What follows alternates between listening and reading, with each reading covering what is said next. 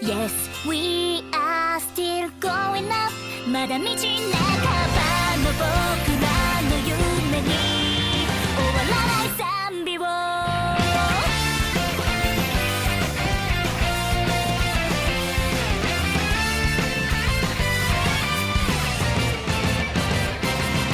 胸の奥で鳴り続ける野望耳を塞ぎたくなるような時もあるねまだだまだまだだ主役は遅れて現れるいつものパターンをそっと愛そう道半ばだっていいじゃないか怖くないわけじゃないただ強いだけじゃないそれでも聞こえる自由の歌を歌ってハート夢中なままでいいんだよ世界はハンデだ手探りの勇気がつかむ未来はきっとシャリなシャリな何回も僕ら重ねたこの日々にかけがえのない虹がかかる時を共に探そう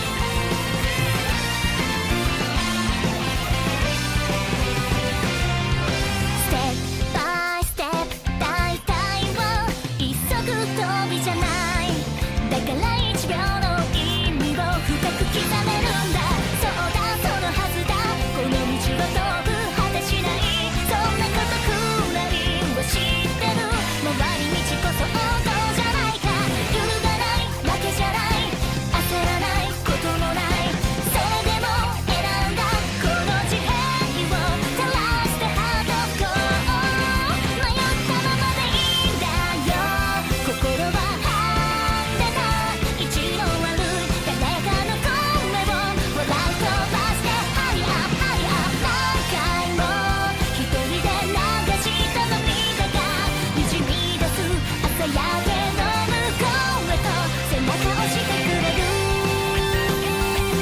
んだ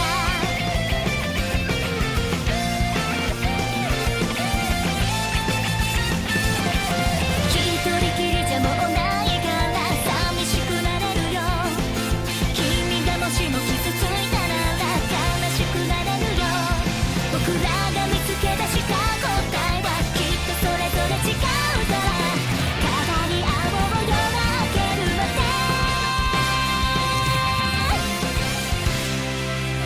怖くないわけじゃないただ強いだけじゃないそれでも聞こえる自由の歌を歌ってハートコー夢中なままでいいんだよ世界はハンデだ手探りの勇気がつかむ未来はきっとシャリラシャリラ何回も僕ら重ねたこの日々にかけがえのない虹がかかると大志を引退で共に彼方へ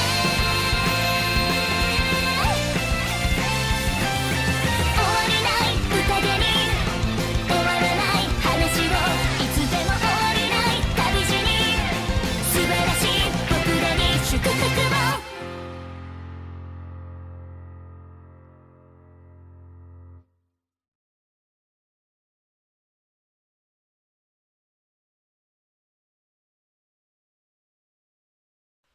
Hello, everyone. Okay, I'm here now. I'm here. I swear. I'm actually gonna show up now. Yes, I'm here. Wait, Brendan is live? What? Yes. He's here. Let's go. Okay, guys. Sorry for all the commotion and stuff. My internet is stable this time, so it should work. Being from Brazil sucks. How will survive my life right now without the funny Brendan talks to he's in my timeline? Oh, that sucks. This is preposterous. Everyone leave. No, no, no. Don't do that. Okay, okay. Is everything looking good? Hey all. It's good to see you guys again. It's been a while. Like, let's just pretend yesterday didn't happen. No, don't go to bed. Okay. OMG, it's a human! Okay. Hey guys. It's good to see you all again. I've got a presentation for you guys this time. First, I'm gonna go through a couple things on here first. How reliable your mods are. Okay, so I'm back. Yes, I'm not dead. Let's just pretend that yesterday didn't happen. I'm going to say this for the people who are watching the VOD and for new people. So yes, I'm still working on videos. I'm sorry for how long it's been taking recently. I have been Twitter very consistently for the past several months, a little bit too consistently. I've been using it too much and it destroyed my productivity, yada yada. But I'm going to be starting to stream once a month at the end of each month, and I will be going through all the anime and manga that I watched and read for that month. So for the people watching this as a VOD, I will also put chapters below after this is done for your convenience. So you have chapters there and you can see which anime and stuff I've reviewed, and you can just skip to whichever one you want. So about chat, I've got to establish a few new things. So I'm going to be a bit stricter and have mods start banning people who are being overly weird, like weird jokes here or they're fine, but like nothing excessive. We had a problem with that in the past and it was kind of uncomfortable, so hopefully the mods will be able to get more on top of that. So also another thing is no random recommendations in chat. Like if you guys want to recommend me to watch something or read a manga or something, there is a submission box that I made that's in the description, and you can put it in there and I will check it after the stream. So just let's not talk about that during chat unless it's actually relevant to the conversation and everything. So if you do recommend anything here, I will likely ignore it. The only exceptions are either asking if I'm watching something airing this season or obviously super chats. I can't ignore those. So if you just want to know if I have seen something, my MAOMAO is also in the description, my anime list. And there will be time for chatting at the end as well. So let's go. This is the anime and manga that I've read and watched from January until August. So yeah, let's see chat.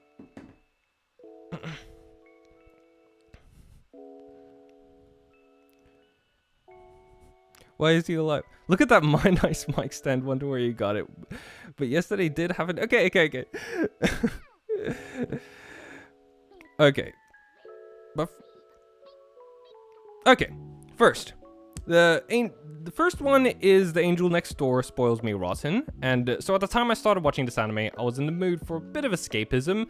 I figured I'd try something that looked a little bit more trashy / wish fulfillment-ish, and I just happened to see this on Netflix and thought, yep, that'll fit perfectly. So I don't usually watch these types of shows, but I figured I should because I want to like broaden my horizons and stuff, and if it sucks, it'd give me a good comparison and help me appreciate the really good stuff. And what I got wasn't actually that at all. From the beginning, it actually took itself and its premise somewhat seriously. Even its opening scene had this like soft piano and rain that really set the mood with its framing. And now with a title like Angel Next Door Spoils Me Rotten, of course, I got the impression that it'd be completely like unrealistic, where the guy is just lazy and does nothing, and this perfect girl just magically shows up one day and just starts taking care of him for no reason. But the funny thing is, Maharu doesn't actually seem to like him that much at the beginning, and she actually acts pretty coldly towards him and doesn't sugarcoat her words and insults him and is quite blunt when he deserves it. That was something that I actually really liked. So the perfect angel thing was actually just the image she had at school, and this is what she's actually more like when she isn't trying to keep up the act and is just herself. The only reason she does start helping him initially and giving him food is because he helped her out at the beginning and she wanted to return the favor. And after visiting his house a few times, the main reason she clears it up is because it annoyed her, and the main reason she cleans up his house is because like out of annoyance, and she doesn't just do it herself, she makes sure he like actually participates as well. And after this, it's mostly just cooking, which she ends up doing at first mostly out of concern, but it slowly develops into her doing it as a reason to spend time with him every day, both for obviously romantic reasons, but also personal ones, since it's the only place where she can comfortably be herself. Wait a second. Sorry, I'm trying to balance this, reading, like trying to talk and also look at chat. Just let me know how things are going, guys.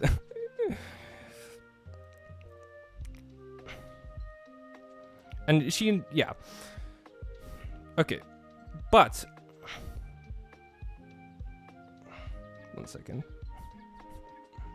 So basically, Toradora. Okay. Yeah, Giga thought it was that male wish fulfillment type of show. It's sad because he always points at that as an example. Ah, damn it. I know.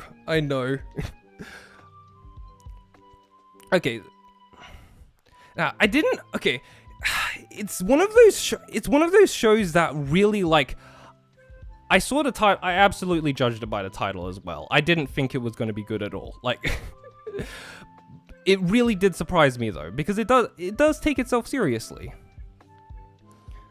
Honestly, okay, guys, do you think I should like it? Because part of me is considering is like, does it sound natural when I just talk naturally to you guys, or should I just read off of the script? This is my first time doing this, so who knows.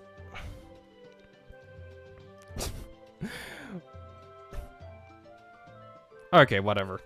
So, okay, I'm just gonna continue talking. What's also nice is that another thing that's... Oh, I heard it was a bad adaptation of a light novel. Is that true? I heard that as well, but I actually really enjoyed it as its own thing. I liked it. Yeah. Okay. Yeah, I heard it was a bad adaptation as well. I got a lot of people saying that, but I still enjoyed it as its own thing.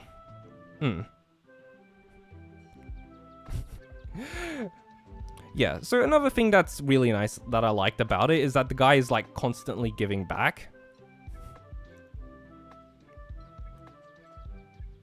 Yeah. Like he's actually genuinely like grateful for how often she helps him, and he's constantly like thinking about how he could do something back for her in return. So even if it's like something small or is something that makes things easier for her, so it's good that it's good that he at least has some awareness to think about those sort of things, and like it puts focus on that. So like, yeah, just based on the title, it's not like fully 100% realistic, because of course, with the nature of the premise as it is, it does have a sense of like logic and progression behind it, where I can easily suspend my disbelief. But it's like, it's still really sweet. It's absolute diabetes. There's so many cute moments and stuff. It felt like natural and progressed at a really good pace, in my opinion. Like, it wasn't too complex or tried to do anything complicated, but it's a nice chill series. Yeah, about two people. It's just about two people who really like each other, and they end up talking to each other a lot and taking care of each other, and then they get together at the end of just like one season, and that was really refreshing to me. Like, yeah, despite my take on it, there are some wholesome scenes in it. It's really just that. That's what it is. It's just wholesome romance. If you want a wholesome romance that doesn't like drag itself out for so long, this is what it gave me. It gave me what I needed at the time, you know? Yeah, like, this is what I want out of a slow burn. It still has some of the, you know, will they, won't they, to give some of that, like, romantic tension between them, but it doesn't go on for too long. And you actually see them develop and grow closer every episode. Yeah. Also, the two side characters and the mom, they're probably my favorite parts of it. I remember getting 3 episodes into this one. I dropped it because of the direction. It felt weird. Apparently it's because it's the director's debut anime directorial. Interesting. I actually really liked it, the direction. Maybe it's just me. Like, it was just a smooth watch, in my opinion.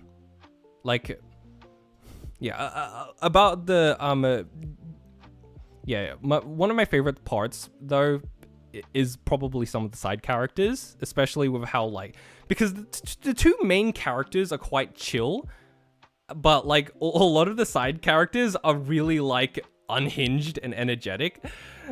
The direction was fine. If anything, it complements the perfect mundane feeling that the anime has. Yeah, that's basically how I felt. It's not boring. I mean, some people are gonna find it boring, but, like, it has this nice, like, mundane feeling to it that's like still interesting. Like, it's basically small talk the anime. A huge gripe I have with this show is how bad the art is. Ah, yeah, I think that's kind of like it. Yeah, a lot of people noticed that. Studio Project 9 has some really choppy animation and bad translation of the original character designs to the final result. Yeah, honestly, I liked some of the lighting, but yeah, there was some animation weird issues, which I'm going to talk about very soon, actually. So like, which is right here. The animation quality, yeah, it did dip as time went on. It was actually pretty funny. Give me 1 sec. So you guys notice? Yeah, it was, I don't know if it was just me and maybe it was always that way, and it just took me a while to notice, but like, I thought it actually looked pretty nice at the beginning, and it started off with like and then by the end, and then by the end, it just looked like this. For comparison's sake, this is what his head literally looks like in the very next shot. So you can see what, like, quite a few inconsistencies there. It was really funny.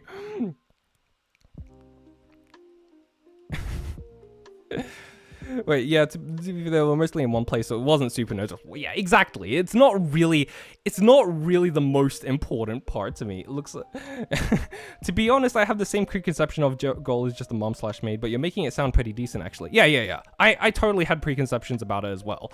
Like, but yeah.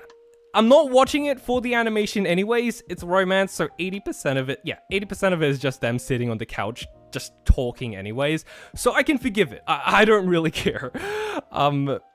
Next slide.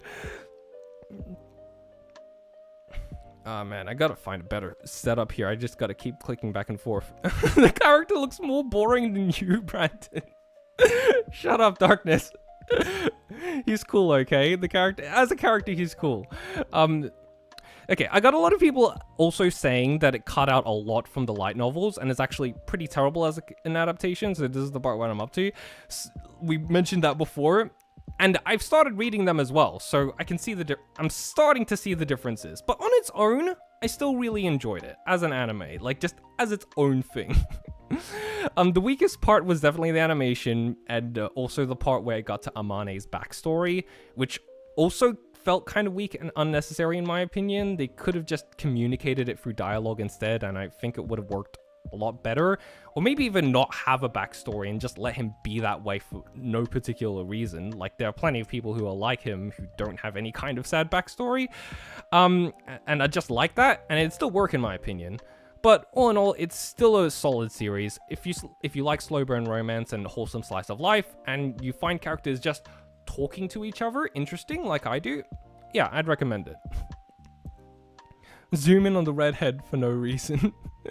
I don't think I can do that. Oh no, nah. Really? There's content missing, but reading it doesn't make the story that much better. I don't know. I've just heard a lot of people who liked the light novel saying that it's like, it was a really like not good as an adaptation because of how much it cut out and stuff, especially from like Amane's monologues and stuff like that. But yeah, I really enjoyed it as a show. It was not what I expected it to be at all. I just thought it'd be trashy wish fulfillment, but it ended up being more than that. It actually took itself somewhat seriously, so that's good. It's just a wholesome romance, really. That's really what it is, more than anything. Okay, next thing. Made in Abyss, both the movie and season 2. I watched season 1 like way like before then, but now but yeah, so I loved the first season of Made in Abyss. Like, genuinely, it's probably one of my favorite anime of all time. Like, the movie and season 2 were also very good. These are the parts where they're going to like the darker places of the abyss, and it really delivers more on the promise of just how disturbing this place can get. Like, the first season was still an absolute masterpiece to me though, and none of these were able to, and to me personally, like, none of these were able to match like the sheer wonder and horror that I felt in the first season. Like, that's kind of the main appeal of it to me, like how it manages to do both of them. Like, the movie was a bit odd to me, like, because there were a lot of parts where I felt should have been really disturbing and affected me emotionally, but it didn't quite do that. Like, it was still really good. Like, I loved it still.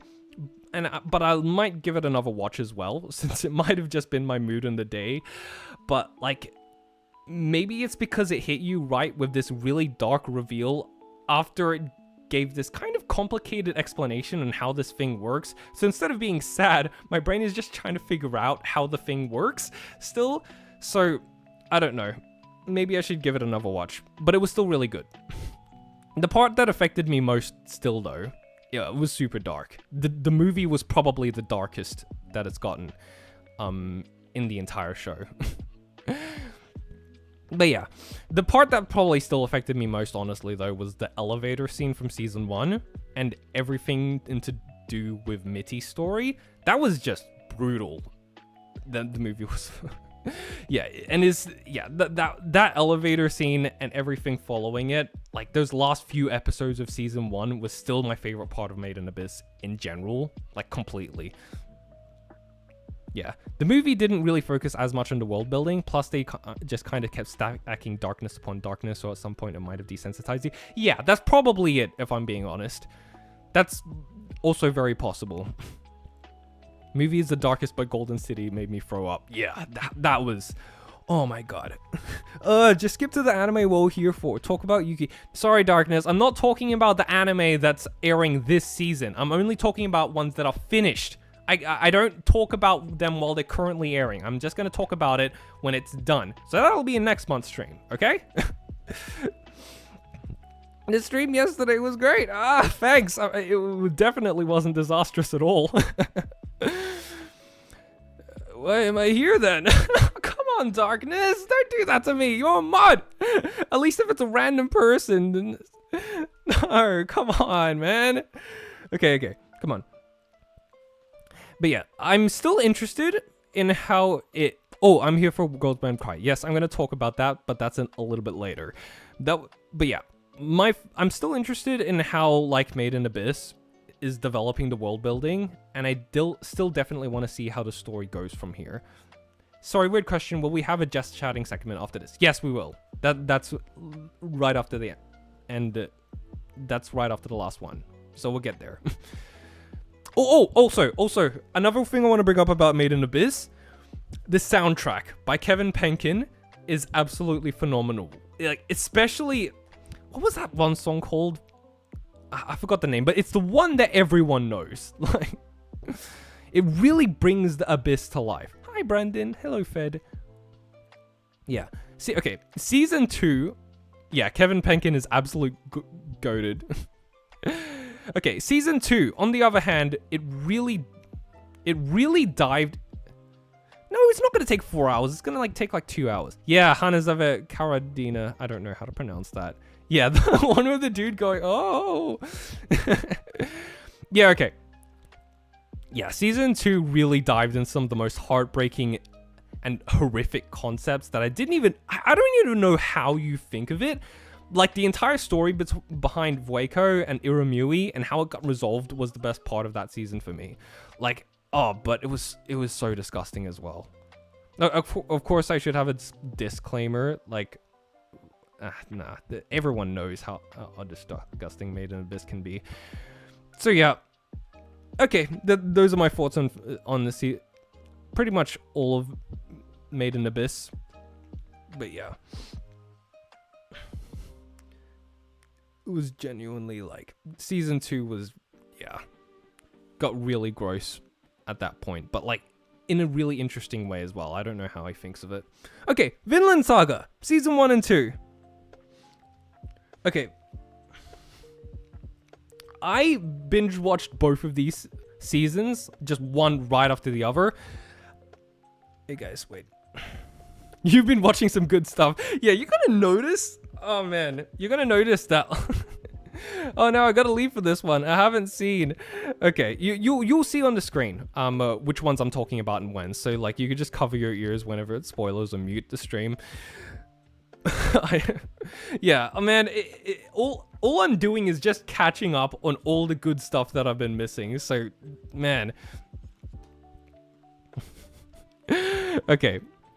Some people say that they like season 1 better, and some people say that they like season 2 better, or whatever it is. Like, since they are quite different, but since I am a fan of both like slice of life and action, I like them both around the same, if I'm being honest, just for different reasons. Like, still think the first 5 episodes involving Thor's, like, as the main character-ish, was probably my favorite part still, even to this day. That was a really strong introduction to the series. And then after that point, what really surprised me was how we know that Thorfinn is the real quote-unquote main character, but I still considered the true main character for at least the rest of season 1 was Askeladd.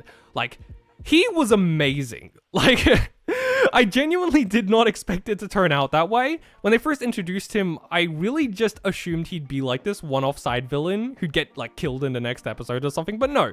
He practically stole the show. I think people didn't like how it tone switched from my guy Thorfinn, switched from going revenge self-discovery things, and the combat was more interesting. Yeah, maybe. Some people just have different tastes. But yeah, he started, Askeladd, he really started off as a villain, but as it goes on, his actions don't necessarily change. Like, he still does a ton of bad stuff, but our understanding of him deepens and we get why he's doing it, until by the end, he's this, like, fully realized complex character. It's just so well done. Shut up, Darkness! Yeah, and then season 2 comes around, right? Like, and let's be real, nobody really gave a crap about Thorfinn during the first season. He was kind of similar to Eren, actually. Like, where he's just like, oh, I want to kill for revenge, and I'm really edgy and angry, and he doesn't really reflect in his actions that much at all. And he gets close occasionally, like with that old lady who rescued him, but for the most part, he's dead set on his revenge, and that was basically all there was to his character at the time, right? Yeah, Askeladd was such a good mentor or figure. Antagonist could have been a great secondary protagonist too. Yeah, exactly. But yeah, in season 2, Thorfinn, he has nothing left. He's like this hollow husk, and he doesn't really know what his life's meaning is anymore, since he spent so much of his life chasing revenge. But that's exactly why it's able to give him some much needed character development. And throughout the season, he becomes a much more fully realized character as well. And that journey was great to see. Like, it was just so good to watch that development. Like, AOT is a really good comparison, actually. Yeah, exactly. He's like very much like Eren. Like, imagine getting filtered by a farmland arc.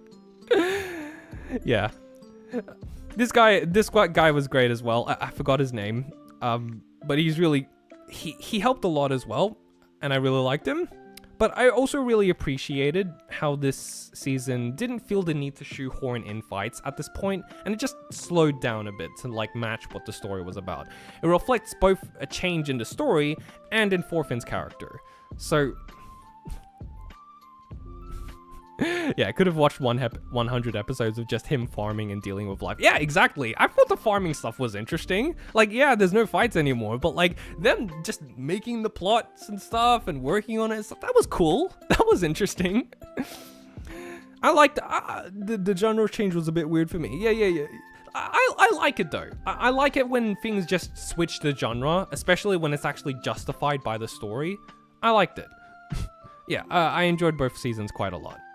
The only thing is I do feel horrible about that farm owner guy though. Like, he was so nice at first, helping Thorfinn out when he needed it, only for him to just like completely lose his mind by the end and start abusing that girl. But I suppose that's realistic as well.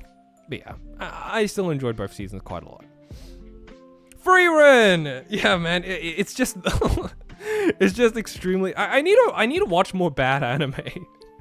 I should really do that, you know? Like, I gotta watch more bad anime, because all I've been watching is the most critically acclaimed good stuff that everyone knows about. Yeah! Like a reverse Steins Gate with the tone shift. Yeah, exactly. That's kind of what it was. My goat Himmel! The greatest character. Oh my god. No, guys, shut up. I'm not watching Oromo or Uramanga Sensei. I mean, I might, but yeah. Okay, Frieren. I can't not bring this up, of course. Everyone was talking about it, made it to the top of MAL, and it's still there to this day. Brandon, your opinion on this anime determines if I pull funding. Oh no! Brandon, if you keep eating up all the peak, you'll achieve nothing but burnout. I know, I need to watch more bad anime, guys. I need to watch more bad anime. Yeah, okay. Yeah. Okay, so yeah, it's at the top of MAOMAO, and it's still there to this day, and I think it's deserved.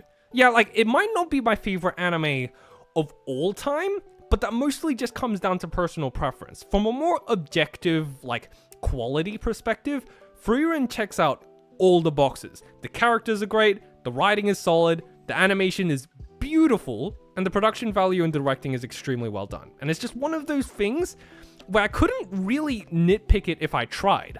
Like, I don't think I'd be able to, like, find that many actual issues with it that I had, because it's just very ironed out. So I'm not really going to complain if it does end up staying as the #1 anime, since it's not really something that I can imagine anyone getting mad about anyways. Like, at most you could just go, I don't really care, and that's about it. Like, you can't really get angry at this being the #1 anime. Like, yeah, season 1 pretty much ticks every single box for what you want out of an anime adaptation. Yeah, exactly. So yeah, it's one of those anime that you could recommend to pretty much anybody, and there's a very high chance that they're going to enjoy it.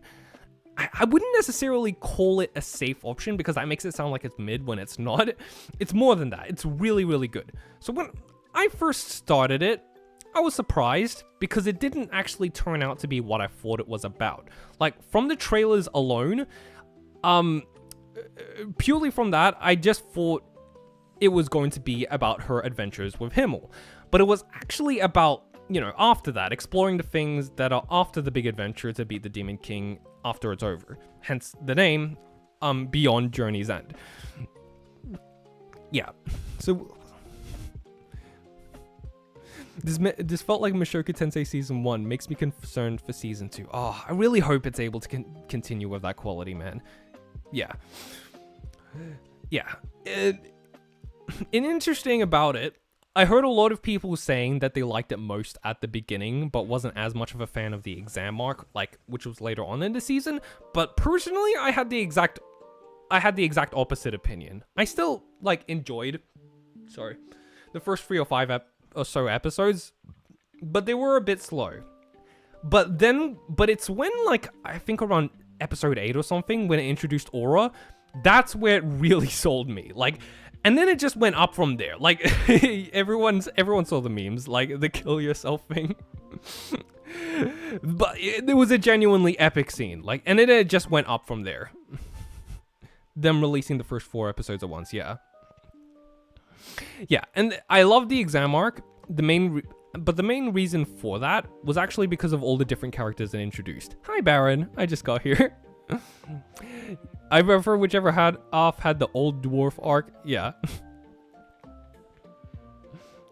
I have the opposite opinion on this. Really? Yeah, but like, personally, that's when things got the most interesting to me. Like, the main reason being because of all the different characters it introduced at that stage, and they were all really interesting to me, and like, learning about them definitely contributed a lot to my enjoyment of the show. Like, a lot of people obviously praised it more for its gentle and laid-back nature, which is like, definitely the main appeal, but somehow it also manages to have like these really hype moments, and it still feels consistent with itself. Like, the scene with Frieren destroying the barrier was just such an epic scene. Like, I really like Frieren herself as well. She's an amazing character. Like, I love how she's just totally stoic, like 99% of the time, and doesn't get a lot of the social cues, but then as soon as she just sees the treasure, she just immediately lights up. Like, she could be, 1 second she's like this super powerful mage who's a total badass, just destroys an entire army, and the next second she's like, oh, that mimic looks fun, and then she gets stuck. Oh man, sorry guys, I can't read all of chat.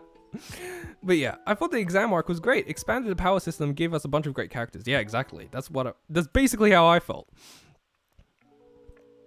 I need to watch Frieren. Been skeptical ever since I watched the first episode, and every day I feel like I've sinned. Yes, you should. It's popular for a reason. I enjoyed the exam arc because of Ubel. I mean, yeah, that's a reason as well. The go for introduction of Frieren in the beginning was what sold me, but after Aura, I felt like the story was trying to find an identity that I don't mesh with as well as the first few episodes. Interesting. Yeah, I have basically the exact opposite opinion. I mean, maybe I get where you're coming from, but that's when it got more interesting to me.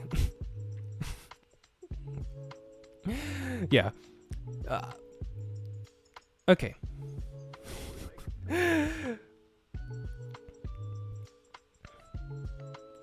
Yeah, the amount of memes making fun of how Frieren, like, this is still on the topic of Frieren. Sorry, I'm jumping back and forth. Frieren is the only Sun that I actually enjoyed in a while. Oh man, of course is when it's a Sun that I don't actually care that much about that Darkness likes her. Man. Like, I don't know if, like, I like Fern and stuff, but like she's a little bit too real at times. Like, oh, these are the more annoying aspects sometimes. Like, she's really well written. Like, she's a good character, but like there are times where it's just like this part's a little bit too real, bro. I kind of I kind of feel this in real life. This is kind of annoying. No, I'm pulling my picture and keep Fern's name out of your mouth, Brandon. I'm sorry. For me, what makes me love Himmel so much is how he feels real, as well as being such a heroic and inspiring character. Okay. Who's the best Frieren girl to date in real life? Not Ubel, but probably Frieren herself, if I'm being honest. But then she'd take like 10. She never like actually recognize. I don't know. Are there any actual good picks? I feel like there's major problems with each of them. Himmel is best girl. Yeah, Himmel. I don't like to. Okay, yeah. Also, another thing is the amount of memes making fun of how Frieren just keeps she just keeps missing the hints from Himmel are hilarious as well. Like, he could literally propose to her and say, I want to spend the rest of my life with you and have your children. And she'd go, wow, Himmel is such a great friend.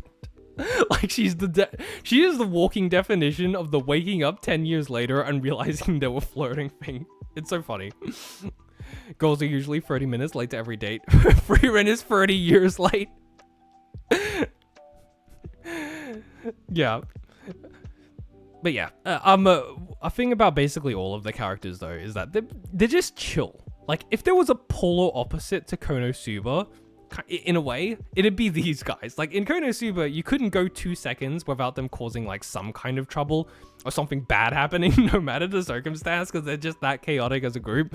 But with Frieren, they could just sit down, have some dinner, have a nice polite conversation, and like that's the end of it. It doesn't really like like, they're not necessarily strict or anything, but they still have plenty of goofy moments, but they're just like calm and a bit more conservative with their personalities. Like, it's so funny how Fern is always getting on Stark's case for being the goofy one of the group at times, but realistically he's just a normal guy doing normal things. Like, he's extremely tame in comparison and polite. Like, Fern is just a sheltered kid who was raised, like, by a priest. But if she met any of the characters in, like, KONOSUBA, she'd just straight up get a heart attack. That's just how different they all are. The meme with Sylvia will forever be funny. Genuine question. Have we ever gotten a full journey anime? Like a fantasy show like Frieren, but actually shows the journey from beginning to end? Yeah, I mean, it probably exists in light novel form, but I don't think anime has ever fully adapted it because they only ever got like 1 season or something. They're still decently chaotic, but there's always an underlying tone of maturity. Even when Fern and Stark beef, it doesn't get dragged out like it usually would. Yeah, exactly. They all feel like they're mature characters. There's like a level of... It feels like it was written by a mature person who's like very wise or something, you know? Whereas KONOSUBA is just like the complete contrast of that. So, yeah. I actually like it. Yeah, it was actually when Stark was introduced when I started getting a bit more into it because it like completed their dynamic. I like Frieren and Fern as well, but like personally by themselves, they're a little bit boring to me personally because of how chill they are. And I do like a little bit more of the chaos in there to make things more interesting. So, but yeah. All the twists and other weird concept in fantasy anime makes me want a normal-ass Lord of the Rings style fantasy adventure. Yeah, true. I mean, with all the, like, you know, subversions and, oh, well, got reincarnated to another world as a vending machine. Sometimes maybe you just want to write a normal fantasy for once. Would Miyazaki approve of Frieren? Maybe? I mean, he probably would. He seems like the type of character he'd write. Let's get this. No, I can't just skip. I can't just skip. No. Okay, my favorite character was, wait, yeah. My favorite character was Siri, because, I'm a tsundere enjoyer, okay? I didn't actually think much of her from the character design alone, but her personality, no, more darkness on this one. He's alive. Hey, Siri. Yeah, like, personally, I actually didn't think much of her. No, stop being feet. We're not bringing up feet, okay? Shush.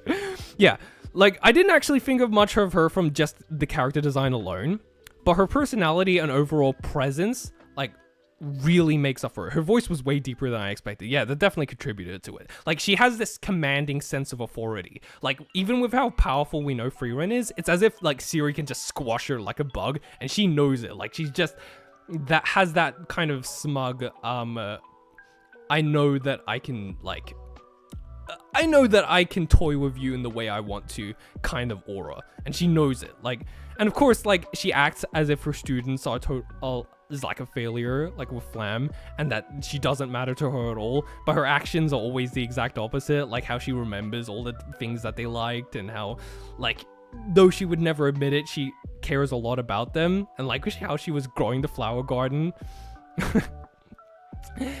Because that was Flam's favorite thing. So you can see why she's my favorite character. But yeah, solid show. It ended on a really good note, and I hope we get a season 2, because from what I've heard from the manga readers, the next season should be better, I think. From what I've heard. Siri is such a tsundere mom. That's basically her character. She's a tsundere mom. So you want her to dominate you? I didn't say that. I didn't say that specifically. Is it unpopular to say that Frieren character designs are kind of Some are really good and fits with the simplicity of Flam, but some characters just don't hit me. I mean, yeah. I don't know. I never actually thought about that, to be honest. Yeah, next season's content will be really good. It will be better. Yeah, that's what I heard. It gets even better in the next arc. So yeah, that's that. Next one, MAOMAO. God, guys, I love MAOMAO so much. It's funny because I'm not even calling it by the title of the show. It's the MAOMAO show. But yeah, about the show itself first, before I get into MAOMAO herself. Like, it's a good show. It's basically like, for those who haven't seen it, it's almost like a Sherlock Holmes-esque, like, I'm not going to spoil anything, right? Don't worry. But it's almost like a Sherlock Holmes-esque mystery type story, where they're trying to figure out the cases behind certain people's deaths, except it's set in like this fictional world that resembles ancient China. It isn't exactly ancient China, but like, it's basically the same thing. And it's intriguing. You learn a lot of stuff about how things worked at that time, like with the world building and stuff, and what it was like for the people who lived there, like the concubines, the emperor, the different classes in society. It's very much a historical drama with a bit of a romance subplot as well. It's really interesting stuff. But if I'm being completely honest, of course, the main thing that keeps me watching is the main character. Like, MAOMAO is one of the most... Some of us have 2 appointments to get to and want to work out before them, but no, we get the one streamer Brandon actually watched anime in his life. Shut up, Darkness. Isn't that what you want? I'm only doing 1 stream a month, okay? Okay. Of course, his best goal, waifu of the year. Yes, yes. Okay, so MAOMAO, yep. She is just, honest to God, one of the most likable female protagonists I've seen in ages. Like, she's great. Like, and weirdly enough, she does actually have a few similarities with Frieren, like quite a few, like with how they're both super stoic most of the time, but they suddenly get really expressive as soon as their weirdo obsession gets involved. Like, she likes poisons, so she's an apothecary, so she's a poison expert. But Jinchi literally had to stop her from poisoning herself once because she straight up likes the feeling, since she practiced on herself so often that she got desensitized to it. But she also like has a real charm to her. Like, she has this dry, quirky kind of vibe that doesn't fit into like a particular trope, and she just comes across as like a smart but realistic girl. But she's interesting too. Like, I just really like the way she's written. That's all. Like, that's really it. Ancient Chinese drugs for real. I felt zero chemistry between MAOMAO and Jinchi. I find Jinchi's cut rushing cute, but I can't see MAOMAO falling in love romantically at all. Listen, I still think it's very much near the beginning of it. I think, while I'm not as much into it now, and I don't think they have much chemistry, that's probably just because their romance hasn't actually developed much yet. That scene where he actually got her to blush was pretty cute though. Like, if we get more scenes like that, I'd be pretty on board with the ship, like, depending on how things are developed. But yeah, MAOMAO made the show for me, and I really look forward to season 2, just so I could see more of her antics, really. Okay, let's talk about something a bit different. Riddle Joker. And most of you guys probably have not heard of this. Like, since it is a visual novel, and I'm not even... Baron's happy. But I can't not mention this. Like, visual novels take a long time to get through, like, compared to watching an anime. Like, it's so much more of a time commitment. I can't not bring this up. So, I'm going to talk about Riddle Joker just for a little bit. And I'm going to recommend it to you guys, and you guys are going to listen to it, okay? So, technically, I've only completed ISA's route, so, like, I'm not sure if that counts as technically finishing the game, but I'm going to include it anyways. Like, this is I've played this. Yeah, most of you guys haven't heard of it. So this is my 5th visual novel that I've played so far. Before this, it was Doki Doki, Find Love or Die Trying with No Tagu, and Katawa Shoujo, and Sayano Ura. And with this one, it's like this spy espionage type mission crossed with a high school rom-com. So immediately, we've got this, like, kind of interesting combination. And both of these plot lines interfere with each other in interesting ways. So, like, it's set in this world where some people are called astrals, which literally just means they have superpowers, and the people who have them are generally prejudiced against, which, yeah, isn't the most original premise ever, but within the story itself, it's actually really well thought out. Like, there's some really cool world-building stuff in there.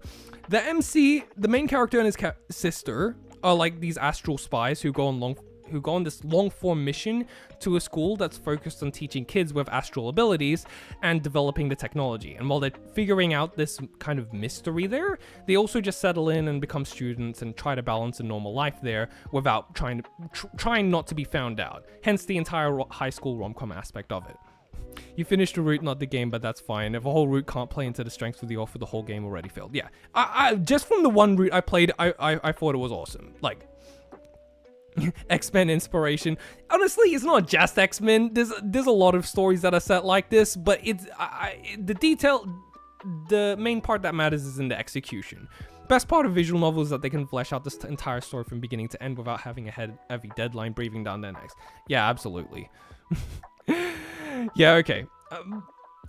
Of course, there's the romance roots with the different girls who are also involved in the mystery, which, if we're being real, is honestly the main focus for most of it. So if you hate visual novels as a concept, like, you're not a weeb and you don't like moe stuff, of course, like, yeah, this game probably isn't going to be for you. For that, I'd probably recommend something like Sayano Ura, or if you've never played a visual novel before, definitely play Katawa Shoujo first. That's still probably the first thing that I'd recommend. Brandon played a visual novel, wonder if he killed the best girl. No, I did not. Honestly, this is a great entry to romance visual novels. It is one. If it sounds like your type of thing, I definitely recommend it as well. Like, it's not something that's super, like, subversive or relies on your understanding of visual novels to get it.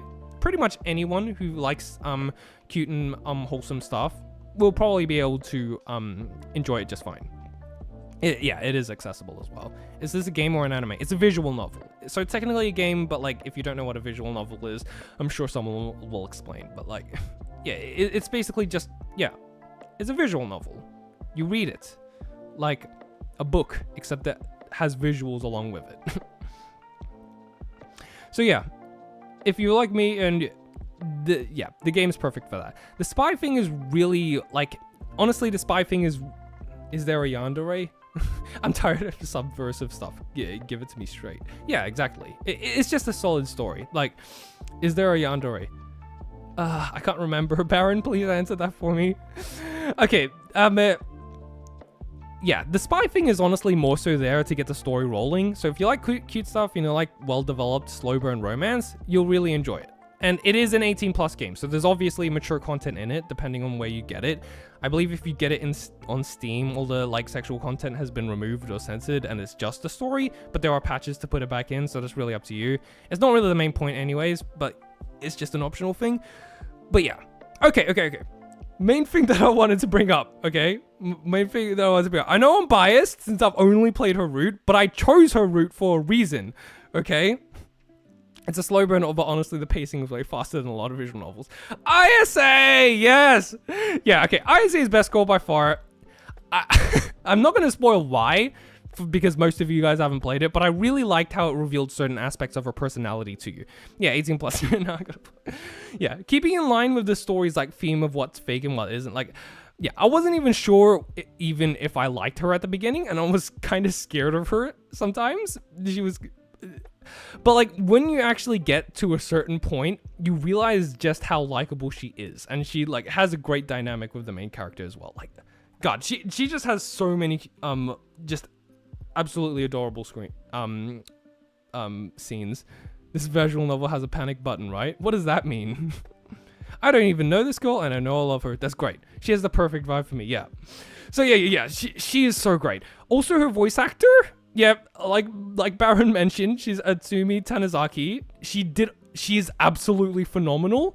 And I don't know how, but she was able to make some of the weirdest but cutest noises.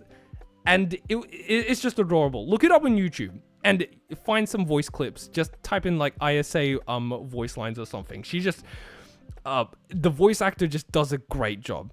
Brandon, please tell me you did not pay $35 for this game. No, I didn't. Technically, but yeah, just look up some voice clips. Voice clips. You know what I mean. She just has some of the greatest inflictions to her voice ever. She's the same person who voices both Frieren, Anya, Sajina from My Dress Up Darling, Rio Futaba from what is it called? Bunny Girl Senpai, and Vivi as well. So like, that is an insane amount of range. So, and it's honestly incredible. Reporter Brandon. Panic button as in a button you press in case someone walks in and you're reading an scene. That's just Alt Tab. Just do that. I've never had that situation, but I'm sure you'll figure something out. Just Alt Tab out of it. But yeah, I really enjoyed this game. And I want more people to play it so we can talk about it, since so far I believe it's mostly just me and Baron and that one other person who said they played it. When did this visual novel come out? I don't know. I forgot when. It seems fairly recent though. It's not old. It's definitely not old. 2018? Yeah. Okay. But yeah, I want more people to play it so we can talk about it, since I'm avoiding spoiler details right now. But it's a really fun game. Okay. Here we are. KONOSUBA Season 3, baby. This is what we're here for. I'm not paying $35. Darkness, don't worry, we'll talk later, okay? Not old, 6 years ago. That's not old! That's still recent. Yeah, peak! Okay, KONOSUBA Season 3. It is so great to see these guys back after all this time. You all already know what my opinion is on KONOSUBA. It's one of my favorite shows ever. I already read the light novels, so of course I knew everything that was going to happen this season, but there was still a few nice surprises just based on the anime adaptation alone, and it's great to see it animated, obviously. Let's go, I've actually watched this. So, I liked how the first episode was an anime original scenario to make up for like some of the important stuff that they cut out from the movie. Like, seeing the goofiness animated was so much better though. Absolutely. Oh man, the way they made it. Sorry, my voice is getting. I just saw your two reactions on Twitter. Yeah. Okay. Yeah, the way they made it so that he had lasting trauma from Sylvia was a genius way to make that scenario work. I still remember seeing the opening scene with the dream. It just slowly goes wrong, and I'm like, wait, this wasn't in the light novels. It was so great. Oh man, that was so... Yeah, that was genuinely one of the funniest openings that I've seen. Like, oh, they've been gone for 7 years and they just open with that. Like, That's it's so peak. Just okay, yeah. They introduced Iris this season. Okay, and aside, I'm doing it on purpose. You got it, PTSD. Oh man. Honestly, season 3 had the best. He had the best production out of the 3 seasons so far. I agree. This is probably the best season that we've gotten of KONOSUBA so far, in my opinion. Like, it just, everything about it was just so great. It was so great to see them back. Another thing, side note, I was actually surprised by because someone brought this up before. I was surprised by the sheer lack of controversy this season.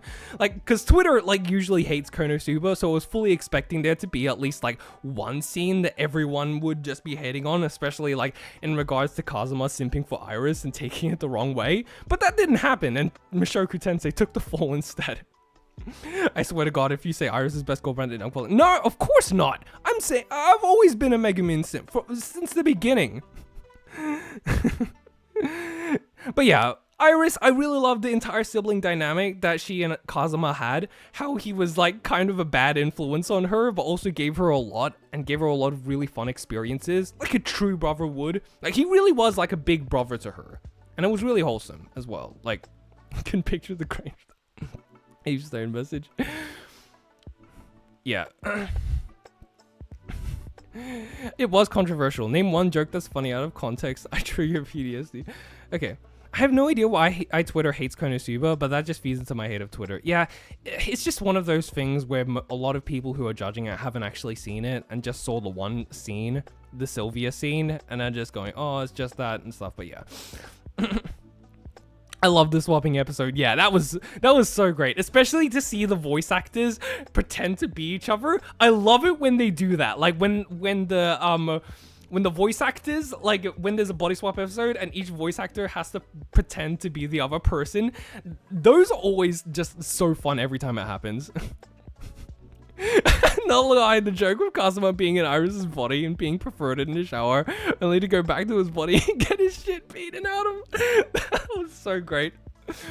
Yeah, although if Twitter disapproves, that's our own mark of approval. Yeah, but like, thankfully, like, because God, I was in my Twitter phase at the time. If there was a lot of KONOSUBA controversies, I would have gotten so like. I would have gotten so involved in that. So I'm glad that didn't happen. I'm glad that I didn't get caught up in all of that. Oh, yeah. Another thing as well about the entire Iris thing is how they actually, in the light novels, they actually cut out how at the beginning he wanted a sister. And then when he got the, like, he was just talking about how he just like, I really wanted a sister and stuff. And he brought up this entire thing about like how he straight up told his parents to divorce and remarries to someone else just so that, who has a daughter, just so he could have a stepsister. And that was the first time I got beaten up. It was, oh my God, Kazuma. I can't believe he actually said that. Such a Kazuma thing to say. But yeah, and then as soon as he got the letter from Iris, he immediately decided like, oh, this is perfect. Oh, that was crazy. Yeah, it was so crazy. And then by like the funniest thing is that by sheer coincidence, it actually ended up happening. But like, you know, with the anime, like it being a complete surprise that nobody saw coming also works. So yeah. The Twitter guy that said KONOSUBA jokes were all sexual turned Brandon into a demon. I mean, yeah. Oh man, I was pissed off about that. Okay, next. Also, we got the castle raid sequence. Oh man, my voice is getting all hoarse. This is what happens when I don't stream for so long. I'm sorry, guys. Ah.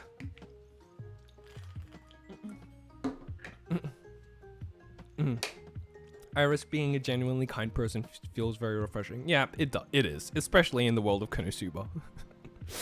Brandon was on demon timing. Yeah, okay, but like, one of my favorite scenes right here in the light novels. Yeah, we finally got the castle raid sequence animated, which was awesome and was so great to finally see animated. but I'm not gonna lie, it was a little bit disappointing because of how much, you know, again, they cut from it. I saw a few people like assume that it was because of Veneer that Kazuma pulled off of that. It wasn't. That was all him. Kazuma was just being a Chunibyo, which he does later on as well. That was all him. Like, all the mask really did was that it just made him, like, it just improved his blood circulation and all that stuff, and made him a bit more, like, healthier and stuff. But that was mostly it. Is this a sign that Brendan just doesn't talk or have friends outside of stream? No. Okay, I do have friends. I do have friends in real life. It's just that in real life, I don't actually talk as often, okay? My price is getting hoarse. I'm sorry. Nah, the best scene... the best scene was the one where Darkness was wrapped up in the rug with Megumin and Kazuma walk in. That was a great scene. That's such a friend thing to do. They just see it and go... Well, enjoy your time then. And they just close the door. It's like, no, wait. Yeah, I love how Kazuma is fully utilizing all of his skill sets to his advantage very creatively. Yeah, absolutely. This was the peak of the season. So, originally, Kazuma actually used way more of his arsenal. Like, this is in the light novels, and he used a lot of creativity to get past the guards. Like, in the anime, he mostly just used Drain Touch over and over again, and the guards didn't seem as difficult. But in the light novels, he used everything. Like, he used Create Earth plus the Wind Breath combo. He had a bow, which he used to destroy Rain Staff right before she used it. And when he fought Mitsurugi, he did freeze his sword, like the same as usual. But while he was caught off guard, he straight up blasted water straight into his mouth and then solidified it. It was insane. And the guards had to use magic to heal him while the other two ran off. Like, the anime watered all of this down. Like, none of this was in there as much. But, like, Kazuma... And it, like, the anime watered all of this down, but it was still the best episode this season. Like, that should really put things into perspective. Shut up, Darkness. Yeah. Yeah, it's true. The light novels, he just used so many shenanigans. He drowned a guy's lungs and froze it. Yeah, exactly. Who's Mitsurugi? Yeah, absolutely ruthless. Also, another thing they cut, which was, like, there was a certain reveal that should have gone right at the end, but they didn't do it. And I don't know why, because it would have made... it would have made... I'm sorry, guys.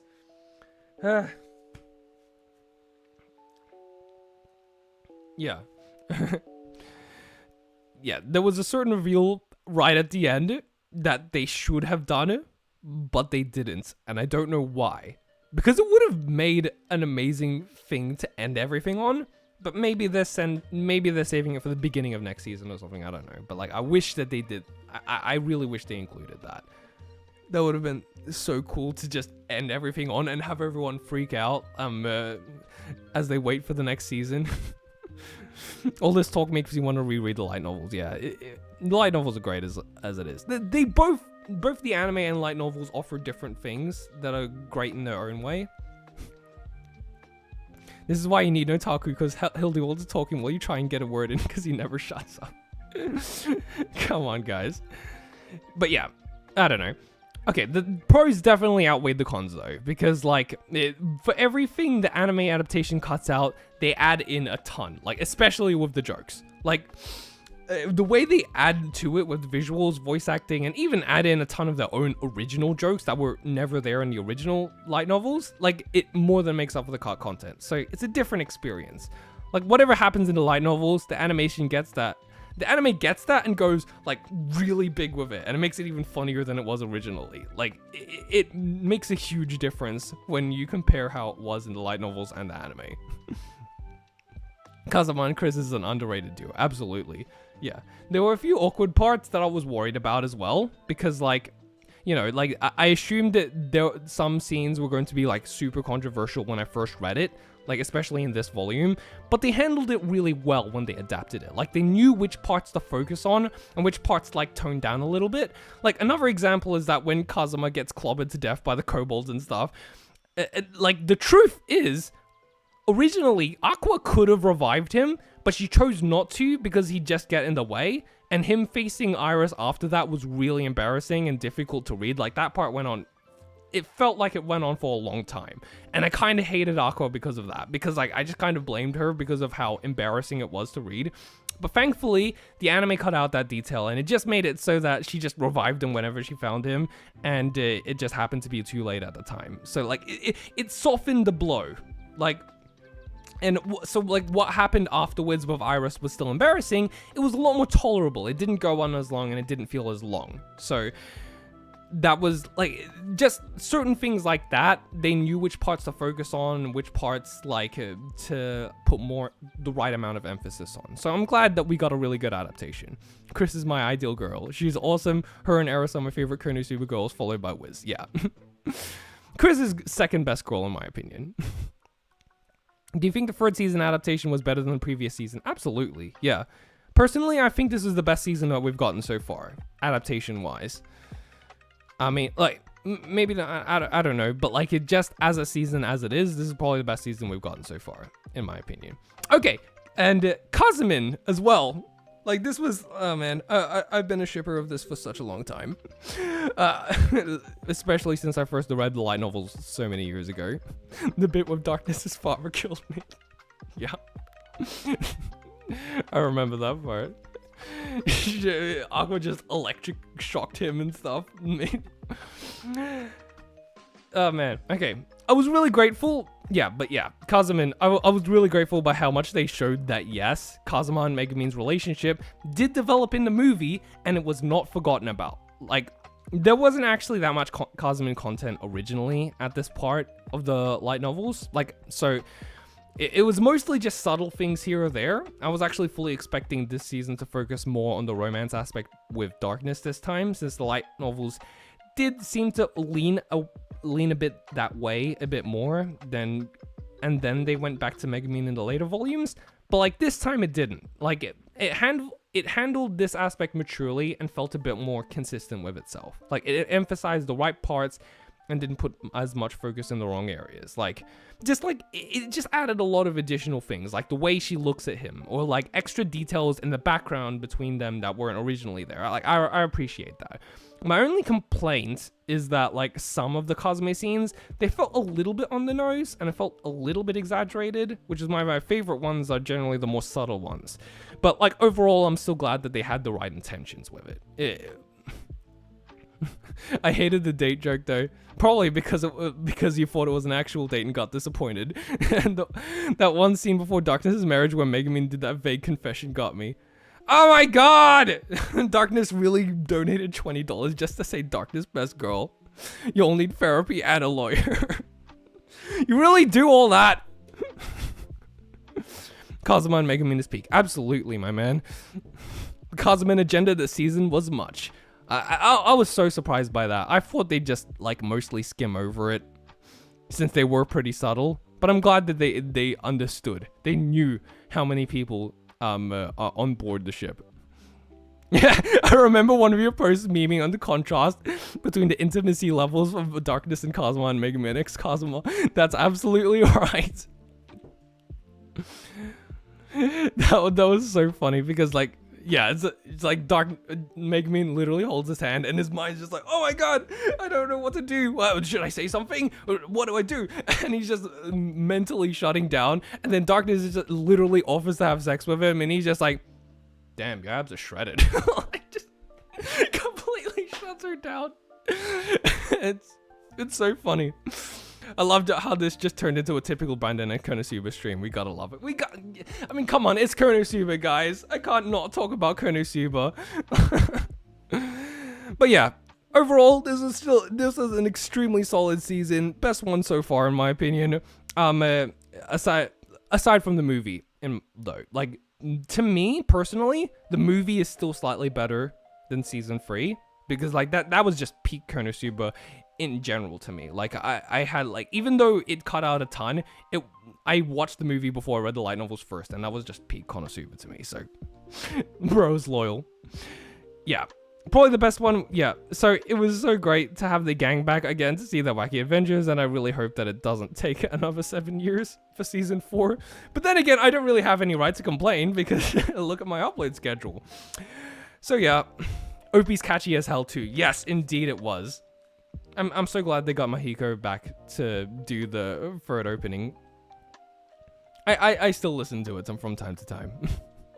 Bro loves Konosuba like I of Mushoku Tensei.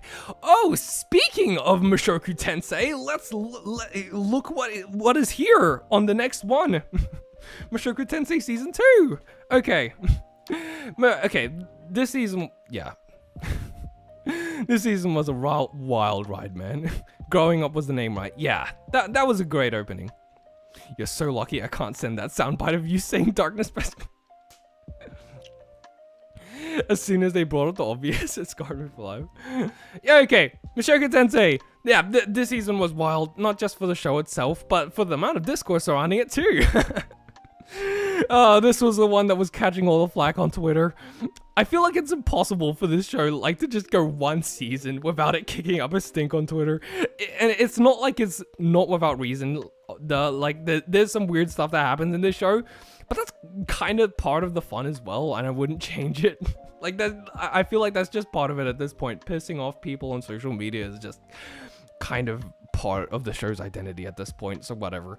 So the first part of season 2 goes into the infamous yeah, okay, wait a second. Truly one hell of a year for isekai, absolutely. So yeah, the first part of season 2 goes into the infamous erectile dysfunction arc.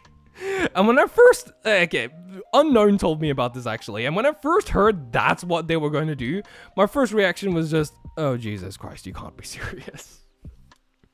Which pretty much describes a lot of Mushoku Tensei's ideas, like, just, oh Jesus Christ, no way are they doing this. But like, just like most things in Mushoku Tensei, the execution is where it matters. Twitter don't want to see Rudy when he gets mad. But yeah, I was genuinely surprised though, that like they took such a sensitive subject matter that I have never seen be portrayed by any other anime ever, by the way. Like, I don't think any other anime has tackled this before, something so sensitive like this. And they treated it with such care and respect. Like, it actually took it seriously. Because while it's easy, like, to, like, you know, joke around about it, it was never actually about the erectile dysfunction. It was about Rudy closing himself off and not being able to open himself up to anyone because of his past trauma. Like, that was the real issue. And the ED was only, like, a symptom of that, which progressively made things worse, like with his relationship with Sarah. So, like, Mushoku Tensei, it does a lot of things that are really easy to describe in a way that sounds bad, but when you look closer, there is substance, and this is something that the show does, like, repeatedly. Now, personally, I don't think it was as good as Season 1 was, which is just on an entire another level in my opinion, but it was still really good. Like, it was mainly because of Eris, yeah. Yeah, but, like, that was, like, it's more than just saying it was Eris's fault. It was because of how much, like, he just refused to open up to anyone in general because he didn't want to be hurt again. It was because of his trauma. Yeah, I'm surprised by the amount of people who rolled their eyes during the ED arc. The concept alone intrigued me, and the ED clicked with me instantly. Yeah, exactly. Like, yeah, obviously, like, it's when, as soon as you bring it up, people are just immediately gonna go, of course. But, like, it's actually a real issue, and it actually talked about it, which is what I really appreciated about it. Like, yeah. Yeah, another thing is that I was also surprised by how some people got bored with the slice of life, especially, like, at the beginning of Season 2, Part 2, because I'm like, dude, it was always like that. Like, even the first few episodes of the show barely had any action, and they were mostly slice of life and focused on the family stuff. Like, so nothing's really changed. It's always been more of a character drama than an action series. Yeah, I love the slice of life. It's always been, like, more of a character drama than it has been, like, about the fights and stuff like that. It took ages for the fights to start in the first place. It was never about that. So yeah, like, that's not to say that it doesn't pop off the action though, because, like, near the end, with the battle against the Hydra and with Paul, was genuinely some of the best episodes that we've had this season. That was just so good. Like, no specific spoilers, but, like, that and the direct consequences of it were probably my favorite parts of the season overall. Like, that was just insane. Like, the things that happened to his parents were very sad, yeah. Yeah, also, in the light novel, I like how they portray Eris's insecurities, and I love Sylvie's writing in the light novel. Yeah. Yeah, exactly. Okay, yeah, my only gripe so far was how it handled the end section with Roxy.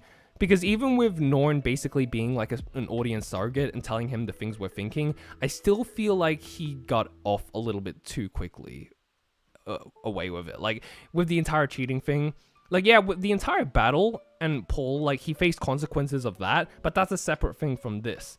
And I feel like there should have been more long-standing consequences for that.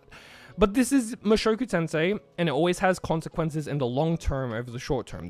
That's what is always done. So I'm gonna hold my mouth on that part because I think it's gonna go somewhere. And plus, I've also heard that some light novel readers and stuff saying that this part isn't fully resolved yet, and that there will be other consequences. So I'll look forward to that when season 3 comes out. And if I don't, yeah. And then we have Roxy, yeah. Personally, I've held off on getting onto Mushoku Tensei in favor of reading a light novel someday. I heard the character development is crazy. Yeah, yeah, that's assuming that yeah.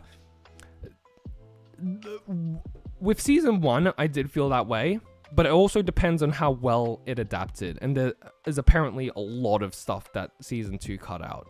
Like, I heard quite a few light novel readers complaining. Even in regards to Sarah, a lot of people didn't like Sarah. A lot of people hated Sarah because there were quite a few things that they cut out from the light novels that gave more, that gave you more of her perspective, that made her a lot more understandable, which really sucked because I did like Sarah, and I was really depressed, like, after how they just never talked to each other again after that. But it's realistic, and it was good writing. But, like, yeah. I might read the light novel someday because of that. Like, because there's quite a few things that I heard being cut out. Yeah. Okay, next one. Food Wars! How many of you guys seen Food Wars? Let's see. This is the first 4 seasons of it, okay? The drunk Rudius rambling made me turn off my phone. I knew what was coming. I couldn't take it. Yeah, it was hard to watch. Oh god. I honestly think Sarah's adaptation was good. Yeah, I thought so too, but like, man, but yeah, it sucked to see some people saying that about her. Meat. No, don't watch season 5. Food Wars is the best. Yeah, okay. Okay, so, I've seen the first 4 seasons of Food Wars. Everything except the last season, which I am watching right now. But I'm not gonna lie, the 4th season felt like the final season. Like, almost as if that was supposed to be the ending, but they just continued going for some reason. Like, anyways, I'm watching it now, and I'll let you guys know my thoughts on that season when I'm done. But for now, let's talk about my opinion on the first 4, which is that I absolutely loved it. I really did. Like, my interest in shonen anime is basically dead, but like, this basically reinvigorated why I enjoyed it in the first place. Yes, that's exactly the case. Don't watch season. No, I'm watching season 5. I gotta stick with this to the end, man. Even if I don't like it, I can make a video on it and explain why. But yeah, I wanted to see how Somo, like, but yeah, this is Food Wars brought me back to when I was like watching shonen for the first time. Like, it just, I like wanted to see how Soma would beat the other characters. And it was cool to see how they'd underestimate him and he'd just smile and present something that looks simple, but then they taste it and they're like, oh my god, this actually used some like secret technique, and it blows their minds, and it's all over dramatic as everyone's clothes explode. It's just fun. Like, it's cliche in the best way possible. It can like keep repeating that formula with basically every Food War, and I'll never grow tired of it. Like, I just enjoy watching it because it's just extremely fun. Like, it almost borders on parody. Like, it kind of reminds me of Kaguya-sama a little bit, actually, with how it gets something that's really mundane and normal. It doesn't just blow their minds. You know, but yeah, it kind of reminds me of Kaguya-sama just a little bit with how it gets something that's really mundane and normal and like cooking, but then it treats it as the most important thing in existence, as if your entire life is on the line. Like, in real life, it's just, oh yeah, I'm chopping the vegetables, but in Food Wars, it's like, but in Food Wars, it's like, holy shit, he's chopping the vegetables. Like, I can't believe he's doing that. Like, oh my god. one of my favorite. Hold up, is Brandon wearing a Catgirl t-shirt? Yes, I am actually. Do you want to see it? Here. It's awesome. I really like this one. I haven't watched Food Wars yet. Is it worth watching? Yeah, it absolutely is. Like, if you hate fan service, you won't like it. But like, if you're cool with it and think it's funny, Food Wars is a blast. Just in more ways than one. Yeah.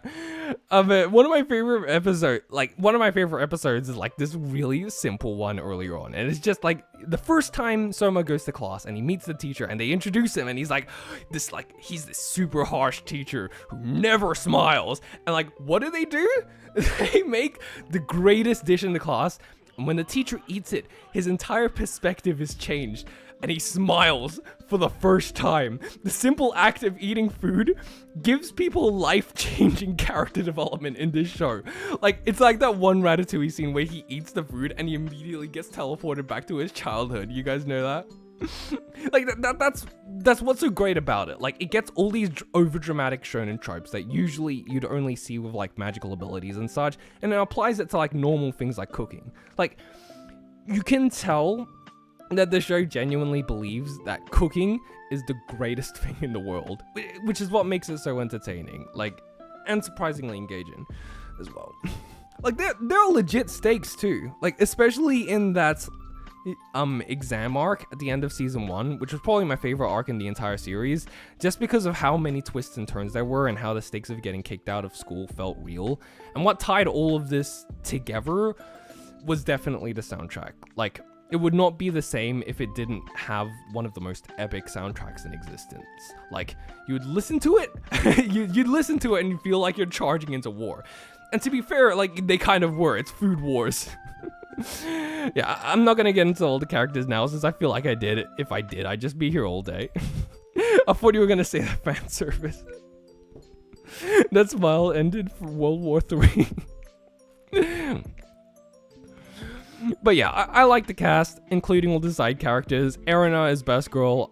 I didn't actually expect to like Megumi as much, since I don't usually like the shy, quiet types, but she ended up being like insanely likable and relatable as well. Like, you'd see the insane situations she gets placed in, and she's like the only one who's having any kind of normal reactions. Like, she's freaking out, and you're like, yeah, I get it. I'd feel the same way too, probably. Yeah, and also the way they handled her character, going from someone who's Megumi, I sleep. Megumin, real stuff. No, but Megumi's great. Like, she's not my favorite. Like, she's not like best girl to me, but like, she's extremely likable as a character. Like, and I also really liked how they handled her character, going from someone who's kind of useless and mostly relying on Soma to like being a genuine badass who could hold her own. That was fantastic. Like, she was basically the antithesis of all the problems that I had with Sakura from Naruto. Like, I saw how they handled Megumi's character. I'm just like, see? I'm just looking at Sakura like, this is what I wanted you to do. This is what you should have been. It was so refreshing. Like, it was the exactly, it fixed pretty much every problem that I would have had with Sakura. Like, if they just did all the things that they did with Megumi and gave that to Sakura, I would have been like, oh, yeah, she's great. Like, it actually, like, it's kind of ironic that an anime that's so well known for its like fan service and sexualization, it also happens to treat its female characters with more respect and agency than most other shonen anime that I have seen. Like, it really just goes to show that it was never the fan service that was the problem. It's bad character writing. That has nothing to do with fan service. So, is Food Wars... yeah, her development in the last season is perfect. Her development is so great, man. Like, all the female characters, like, have some really great development in this show. Like, that's the thing about it. Is Food Wars on Konosuba's level? Like, it's been 4 months since I've seen in Konosuba, and after watching this peep fiction, I'm not satisfied with many shows, only a few shows. I definitely watch Food Wars. I feel like you'd enjoy it. That was so good to see she's not useless. Yes, exactly. That's how you handle a useless character. You put her in challenging situations and go, You can do it. You can do it if you really try. And it's obvious that the author actually intended for that to happen and made it happen. He wasn't just going to let her be useless for the entire show. He actually went, okay, let's challenge her then. Let's see what situations we can put her in that makes her grow and really shows what she's capable of. And I really love that. I genuinely love that. It was so refreshing. I didn't expect her to go with Aldini and Soma, yeah. Naruto female character writing sucks. Kishimoto seems to think women are aliens or something. They're two humans too, bro. Yeah, exactly. So it's great to see that despite like how fan servicey this anime is, it really does treat everyone just like humans. That's the great. It's great. But yeah, okay. However, of course, there were a few issues that I had with the show. It's not perfect. I felt like whenever they did huge tournaments, like where tons of characters would be cooking all at once, and then they serve them all to the judges at once, it gets kind of tiring because like it's at first all cooking and then judging all of them at once, right one after the other, and you kind of get desensitized to it a little bit because it gets so repetitive when you structure it like that. I personally like it a lot better when it's mostly just one-on-one battles, since it's a lot more, like, digestible in my opinion. Yeah, digestible. I'm scared to ever use the word growth with Food War characters. Hey, I meant character growth. You know what I mean. Food Wars, hey. Okay, yeah. Hey, Unknown. Yeah, also, Megumi beating Soma was the most surprising part of Season 4 to me. Yeah. The only anime where Get in the Kitchen is an actual compliment. Yeah, okay. Also, another thing, as the seasons went on, you could tell that the production value was starting to dip. Like, especially in the later seasons. There's like, later on, there's like barely any actual animation, and they just move the camera a lot to make you think there is. But whatever, I all in all, I still enjoyed it, like, all the way through. And while it did feel like they were starting to rush some things in the 4th season, there's last two episodes with like Erina facing off against her father and giving him the dish was so hype. Like the way it handled Erina's character development here, with everything coming full circle, and like Soma stealing Erina's techniques and her stealing some of his right back, and even using his catchphrase, really shows how far they had come. The last 2 episodes were peak, absolutely. It was such a great way to conclude that entire saga.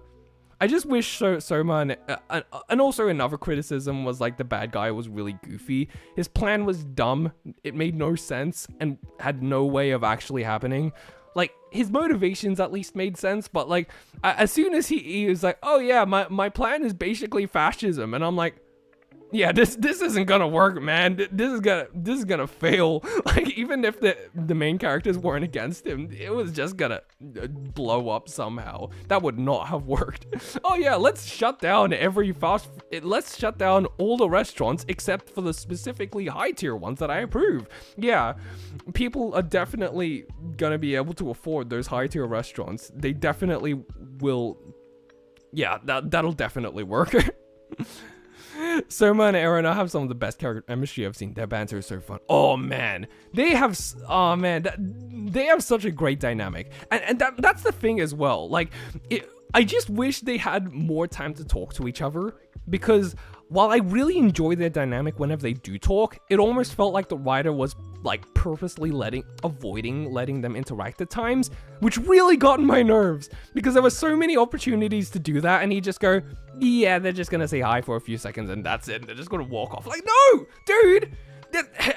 Like, whenever they do interact with each other, it's the funnest thing ever, but I felt like there were also a ton of missed opportunities where they barely got to talk, and it was really upsetting to me, which it makes no sense to me, because they're supposed to be established as love interests, and yet they still feel a bit distant even now. But I don't know, I'll finish the final season first before I give my full thoughts on this. I still like the show, but I'm not looking forward to the fall off everyone already always talks about with season 5, which I'm already starting to see happen. Yeah, too bad the author never confirmed any relationships. Yeah, that sucks. I'd watch a mundane slice of life with just the two of them. Me too. I'd honestly love that. But yeah, okay, next one. Dangers in My Heart. Man, okay. Yeah, this anime was beautiful, and I knew it from the start. Like, everyone everyone with Dangers in My Heart, everyone keeps saying that, oh, the first few episodes are bad or cringe, and it gets better later on. You just gotta stick with it, man. And I'm like, what? Like, didn't watch this yet, but it's really good apparently. It is. I liked it from the first episode. Like, the only part that was super questionable to me. All right, Brandon, I gotta go. But before I go, hey, chat, everyone ask Brandon about Arrow Manga. Shut up, darkness. Oh, man. Thank you for the $10, but God. Yeah, they're not really bad. I still gotta watch it. The boy is short. The way you excelled and said, man, I thought you were gonna hate it. I was about, oh, no, sorry. It's because of how beautiful the anime is. But it's just really cringy. Yeah, I get saying it's cringy, but it was still good. I mean, maybe it's just because I can put up with cringe really easily, but it was still really good. I liked it from the first episode. The only part that was super questionable to me was the first, like, 2 minutes. Because it's like, oh my god, what is wrong with this kid? This feels really disturbing. Because, like, yeah, why is this kid having murder fantasies about this girl in his class? But then, what it does throughout the entire rest of that episode is that it shows you that he's not actually like that at all. His actions don't line up with his words. Like, I made an entire Twitter thread on this, guys. Like, like he says, you can pause this to read it if you want. Like, whatever. But like, straight up, he says to himself that he wants to stab her. But then he sees her struggling with her homework. And what's the first thing he thinks? To help her. And then he gets worried what she'd think if she knew he was carrying a box cutter, but despite all that, he gives it to her anyways. And like, it just repeats this exact same kind of scenario throughout the episode until it finally gets to the bicycle scene right at the end, where he straight up says out loud, am I really messed up in the head? And he just throws his bicycle just so he can stop that guy who was creeping out and harassing Yamada. And as soon as I saw that scene, and how it cut to the title, especially the way the music just slowly got brought in and it just cut to the title, I saw that and I immediately went, okay, this anime is going to be something special. And that was literally just in the first episode. I almost dropped it, but Cheesecake encouraged me to keep going. Good. I really can't put up with subtle cringe in anime, like when everyone acts like it isn't cringe somehow. Yeah. Okay, see you, darkness. Thank you. Yeah, he's just a toonie hiding from his feelings. Yeah, exactly. Like, it's basically hitting. I felt like it was hitting you over the head, telling you that Ichikawa is just this kind kid who's trying to pretend that he's something he's not. Like, he's a loner who doesn't really know anybody, and to justify that in his head, he's all like, well, they should stay away from me. I'm super dangerous. But when it comes down to it, he's just a nice kid who has a crush, who's trying to process these complicated feelings and he doesn't know how to. And it's crazy. And personally, it's crazy to me that anyone could miss that. And I have had straight up conversations with people who straight up think that Ichikawa is psychotic somehow. Like, I legit, like, it really confuses me. But yeah, as it progressed, it only got more wholesome. I really loved the music and how it framed so many of these scenes. And when it got to the end scene, where he hugs her and thanks her for being the reason he comes back to school every day, that just hit hard, man. This was just such a beautiful anime. I'm now watching season 2. I'm back and I see Changes in My Heart. Yes, exactly. It's such a great show. Season 2 is literally my favorite season of anime ever. I'm watching season 2 now. It was genuinely just a beautiful show, man. Season 2 is even better. I'm looking forward to it. I really love those title cuts though, especially like with the way the music comes in and stuff. Yeah, some people have the IQ of a starfish. Okay, next one. We're getting close to the end, guys. Don't worry. Next one, Girls Band Cry. Okay. I actually heard of this show being announced, like, the composer did Chainsaw Man, yeah. I actually heard of this show being announced quite a long time ago. It was back when Bocchi finished airing, and I, as well as a lot of people, assumed it was mostly just gonna be like this Bocchi ripoff, like just a ripoff of something. Or at the very least, it was mostly to capitalize off of Bocchi's success because of the timing. But I still kept an open mind, and I wanted to give it a shot regardless. And I hoped that it'd be good. Alright, Brandon, I need you to sell me on this. Maybe it'll be the first time I watch it after my Freight and Auto rewatch. Yeah, okay. I'm gonna sell you on this. Another one I haven't seen. Gonna go mute for a while. No, you don't need to, because like I'm not gonna talk about spoilers. I know most people probably haven't seen it, So I'm here to recommend this to you. But yeah, so when the first episode came out, I watched it and I thought it was alright. I wasn't completely sure what to think of the 3D animation and the story. Like, to me, it seemed more like an animation showcase more than anything, but it still had potential. Yeah, it was a shame that there was no legal way to watch this one in English. Yeah, it sucks. I really hope they sort out the licensing issues. But yeah, I felt like it had potential after the first episode. But then later, when all the episodes were out, I decided to watch the rest of them. And as each episode went by, it just seemed to get like better and better.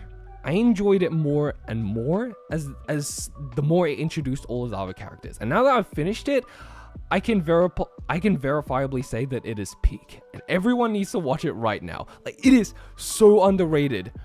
Not enough people are talking about it, genuinely. Like, I don't care if you aren't a band anime type of person. I wasn't. I'm not a band anime type of person, I don't think. But this might convince me to become one.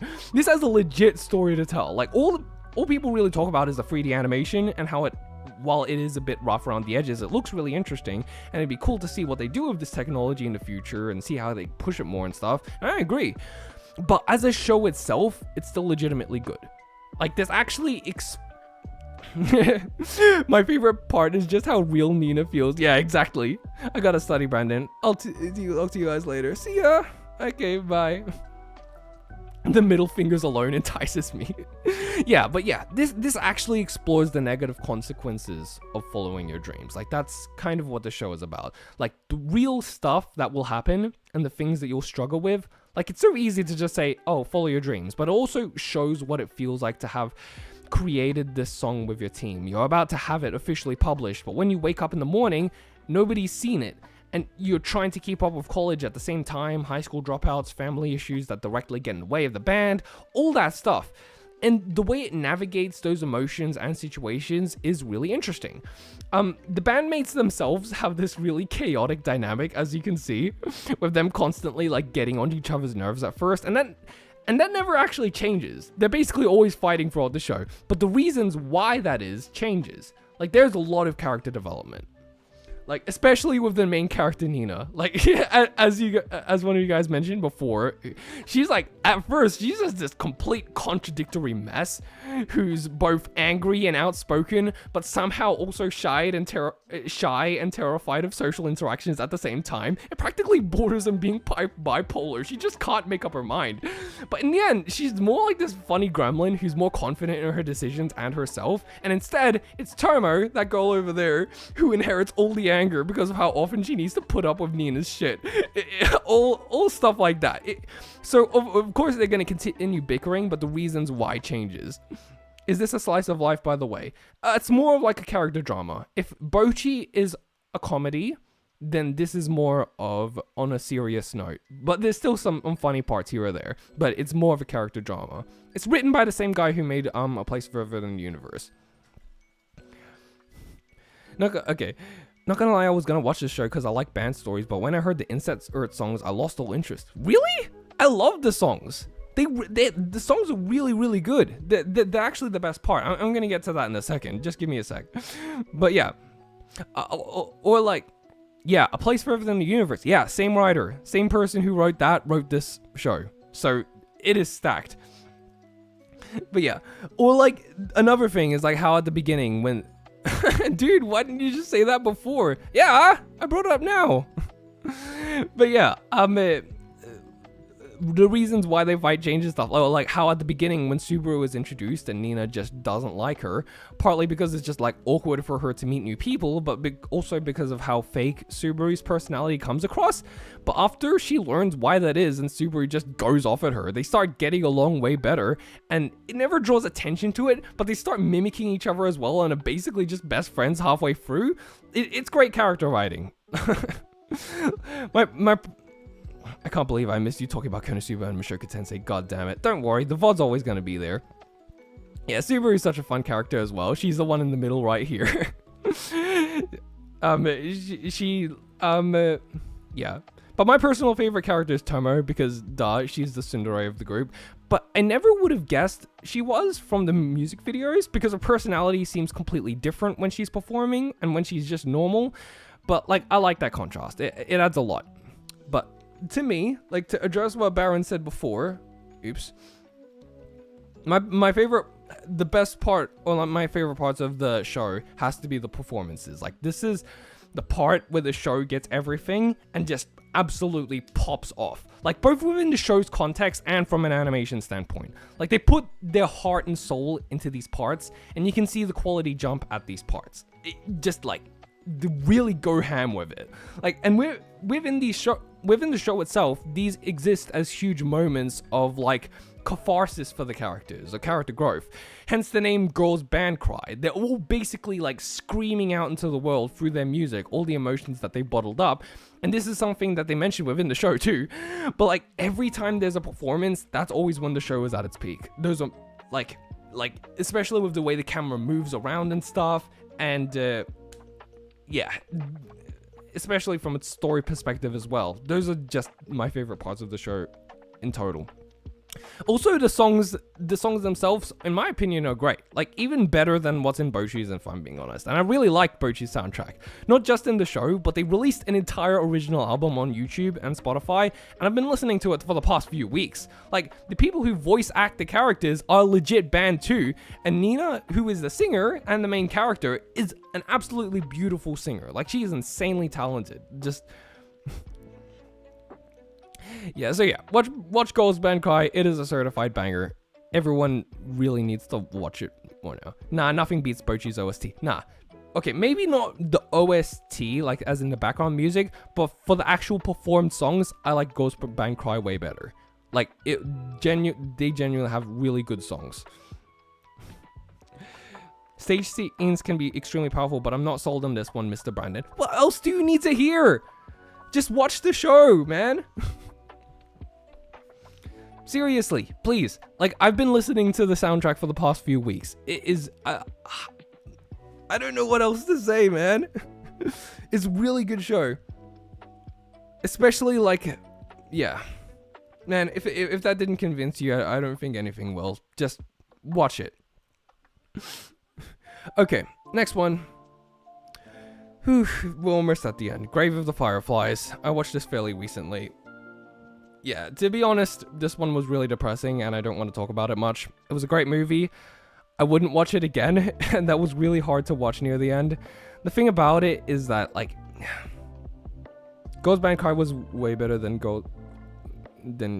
in every way except for the cinematography. I'm gonna listen to the full album at least 3 times now to give it a chance. Okay, thank you. I've never watched a Ghibli movie. This one's probably the darkest one from what I've heard. But yeah, this one was really hard to watch near the end. It's really happy. The thing about it is that it's very happy throughout most of it, actually, with the older brother like taking care of the sister and always making her laugh and everything. But that's what makes the underlying tragedy throughout it, and especially at the end, hit that much harder. Like, I didn't cry necessarily. It's not that type of movie, I don't think, but it does stick with you for a fair bit. Like, it really, I just saw the credits rolling and I'm just sitting there like, damn. Yeah, I really need to go out and take a break. Yeah, the ending is a massive slap in the face by reality. Yeah, I might watch this. Looks like my kind of thing. Yeah, the way Grave of the Fireflies uses color to convey each of is this chef's kiss. Yeah, exactly. A great movie. Yeah, wouldn't watch it again. Okay, Goodbye Eri. This one was like some of you guys might have seen this on my Twitter, but yeah, this one's this one's really interesting, guys. Okay, like this one's pretty short, so it's a little bit difficult to explain what it's about exactly, but it's kind of like a movie within a movie. I also really need to read this. Yeah, you should. The cool thing about Goodbye Eri is that it really pushes the limits of its medium and what you can do. Really, it plays like, it really plays around with the more meta elements and what your expectations are, and having you like question what's real and just what's part of the movie they're creating within the narrative. And there are tons of surprises along the way. Is that the same art style as Chainsaw Man? This is made by Tatsuki Fujimoto. Like, this is it's a one shot made by him. Yeah. Yeah, I never fully understood the appeal, if I'm being honest, of Tatsuki Fujimoto's work before this point. Like, I read a little bit of Fire Punch and a couple volumes of Chainsaw Man, and I just decided it wasn't fully my thing. But after reading this, I can now say that I get it. Like, I understand now why so many people call Fujimoto a genius. Like, I was legit expecting this story to be like some personal tragedy that makes you cry and stuff. And instead, it just completely threw me for a loop, especially in the third final act. And I had no idea what it was doing until it finally hit me at the end with that last panel. And then I was laughing my ass off. Like, it was just, oh my god, I can't believe that's how everything tied together in the end. It was kind of genius. And it was a very worthwhile read. It's only one shot, so it's very short. It'll only take you like a couple of hours to read at most. And I'd recommend it. If you're a fast reader, it'd probably only take like 1 or 2 hours. It's one of those things where I read it as well, and it gives me the motivation to make something of my own, even if it's crazy. Like, I watch and read a lot of stuff that I enjoy, but it's rare to read a piece of work that actively makes me want to go out and be creative and try something new. So yeah, Goodbye Eri, great read. I'll probably check out Look Back next. Okay, second last one, which had Atelier. I only read 1 volume of it so far, but I thought yeah. So I don't really have that much to say, but I didn't actually expect this to be my type of story. I just assumed that I would be the wrong audience for it, or something like that, like just from the way it looked. But I actually found the story really interesting. Like, I really like the world building and its magic system. The idea that, like, witches in this world get their powers from drawing, and they've kept that a secret from the world, and, like, the different ways they utilize that magic system to do all these different things, it's just extremely well thought out. Like, and I'm really interested in continuing it, actually. Like, it actually feels like, oh, okay, they actually, like, doing something really new. And an anime is coming out too, as well, so that's really fun. Also, Coco, as well, is also a really fun main character. You can see some of her expressions there. I really like some of the goofy faces she makes and just how relatable she comes across in general. Awesome stuff. I'm really looking forward to the anime, of course. But it's very possible that I'm just going to continue reading the manga before it even comes out. Because I've already ordered the second volume, so I'm going to pick that up like tomorrow or something. Oh, you think this is some magic stuff for little girls, huh? Well, that's what I thought too. Yeah, well, I misjudged. I didn't necessarily think that it was just gonna be for little girls, but I just thought that I wouldn't vibe with it, you know? But I do. I really do. Its writing is extremely interesting. I'm into it. Okay, last one. Plastic Memories. This is the most recent one that I've watched. Okay. So, for those of you who don't know, like, how many of you guys have seen this? Basically, I'm just going to assume that most of you guys don't know what this is. Because, like, yeah, not as many people talk about this. I've heard of this, not good things though. Really? Yeah, okay. I actually really like this one as well. Like, it's, I can understand why someone would have problems with it. But for me, it did everything that it needed to do. Like, so yeah, I know that it's supposed to be sad. That's the main thing everyone talks about, but I feel like that's kind of the wrong thing to go into expectations for. Like, okay, so basically, to summarize this, for those of you who don't know, in this universe, there are androids called Giftias, and they're basically just humans, but they die faster, and if this doesn't happen, their minds basically stop working, and they go on this murderous rampage, which is bad. So retrieving Giftias are the main character's jobs, and they all work in pairs of 1 human and 1 Giftia. And Isla, the main character's partner, is, of course, running out of time herself.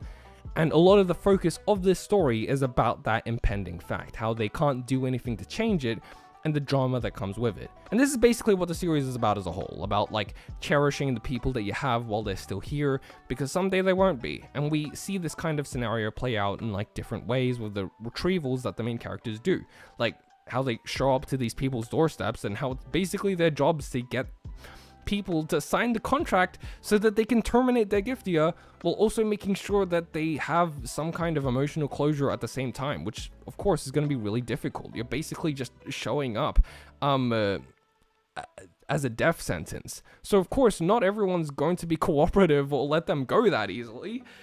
Because, like, to many of them, they're basically full-on family members at this point. It's not gonna be easy. And that's the premise that the show focuses on. And the first episode demonstrates that perfectly. Like, I knew this show was gonna be sad, because, of course, that's what everyone talks about with it. But what I didn't expect was that it actually make me cry as early as the ending of the first episode. And it was such a simple scene, too.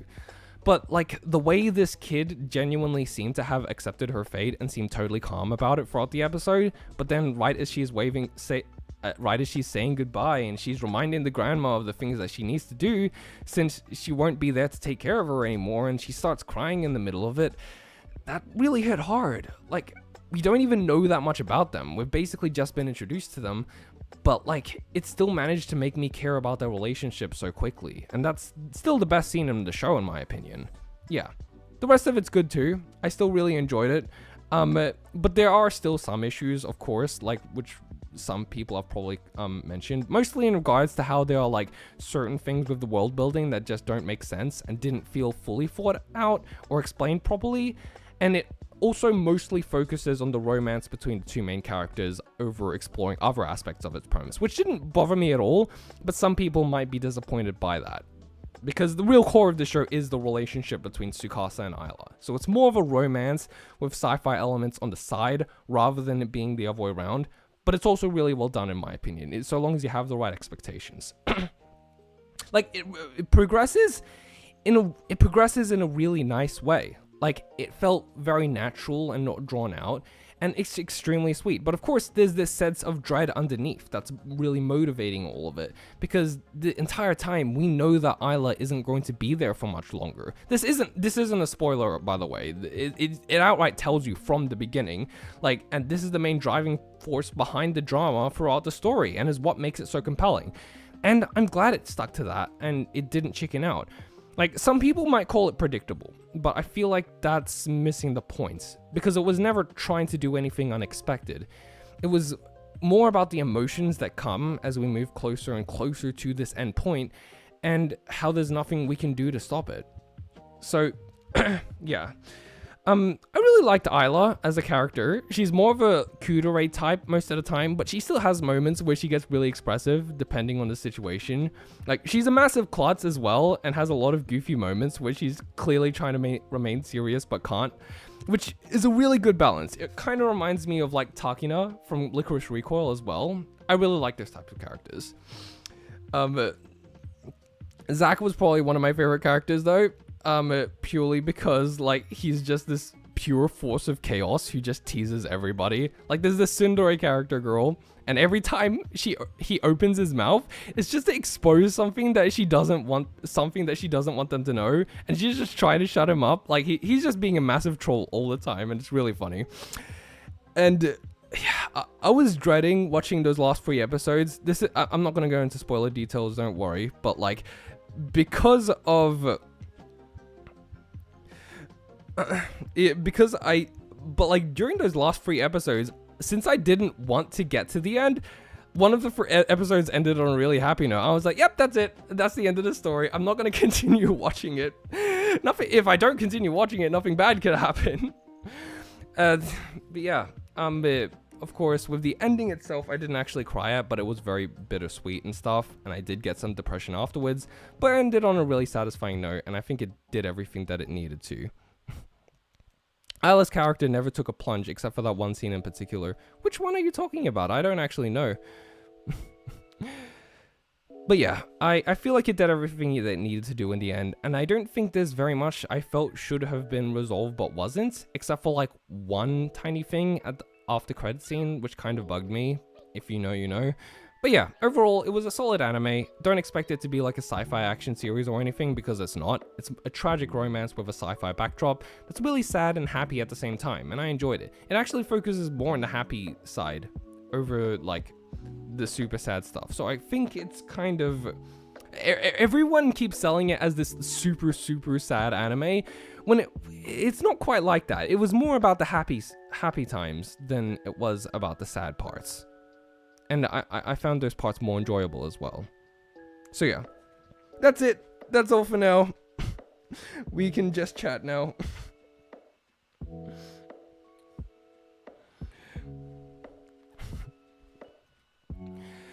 Okay, we're done. How long has it been, guys? I need to check the thing. It's been almost 2 hours. Okay, that's pretty good timing.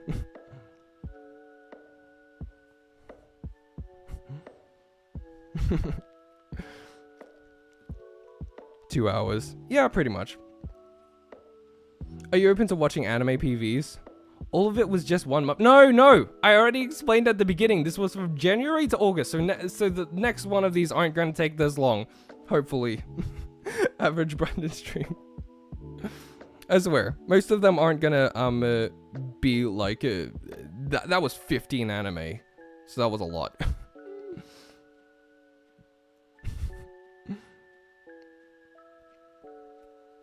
Whoa, he's alive. Not a literal plunge, by the way, Brandon. I'm talking about the scene where I... Oh, yeah. Plunge. That was funny, though. It was a good introduction to her character. I like how it did that. I just like... I'm starting to like Kudere type characters more. Because usually they aren't the most... Like, usually I find them boring because they just don't express any emotions at all. But some of my... But, like... With characters like Takina from Licorice Recoil and Isla here as well, I like it when they like try to remain serious or like have a lot of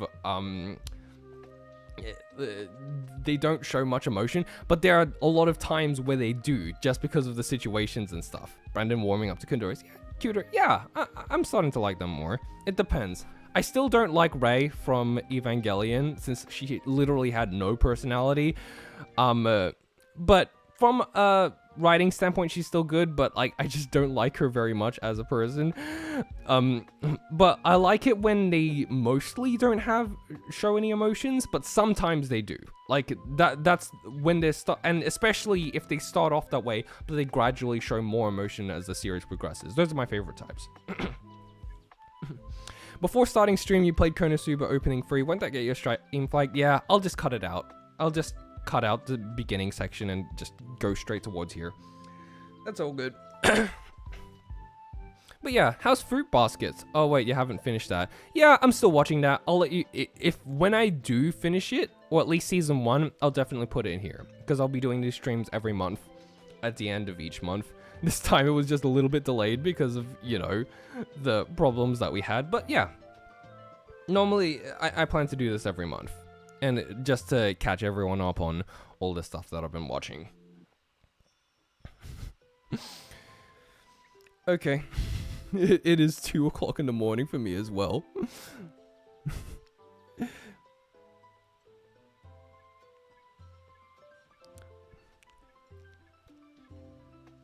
Oh, what do you think of ReZero's animation? What do you mean? For like, oh yeah, during season 2's, didn't it, like, because of COVID mostly, there were quite a few animation issues. I didn't mind it. I didn't actually, like, notice it that much, but it was a bit obvious at times. I didn't mind it for the most part though, and season 2, like, part 2 definitely improved on things quite a bit. But like, maybe part of the reason as well that I didn't mind it so much was because was because of the story itself. Like, season 2 part 1, like, just had some of the best moments. So because of how good those moments were, I just think like my brain just didn't care that much about the animation itself. Yeah, Fruits Basket OPs are so consistently good, it's almost scary. Yeah. Yeah, I'm asking because right after I'm going to ask if you're open to checking out the third season's PV. Oh yeah, where is that? Give me a sec. Maybe I should watch it. Would that get me copyright claimed? ReZero. When did that come out? Season 3. Oh yeah, that was a few months ago. I think I saw this on Twitter, right? So people were talking about how they it looks good to me. Like, some people were talking about like the censorship and stuff, but like I'm fine with, but like it wasn't anything too egregious. I'm fine. I'm sure it's fine. Me needs to watch more anime. Also me. How about I watch Serial Experiments Lane for the 11th time? I don't have problems. Hey guys, what did I talk about at the beginning? All recommendations go into the recommendations box. It's in the link in the description. If you want me to check something out, put it there. We're not talking about that during stream. But the latest one came out 2 days ago. Oh, was it? ReZero Season 3. Let me check. Didn't the first episode or something get leaked as well?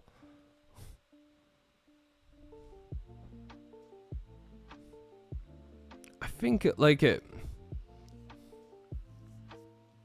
manga's incredible. All right.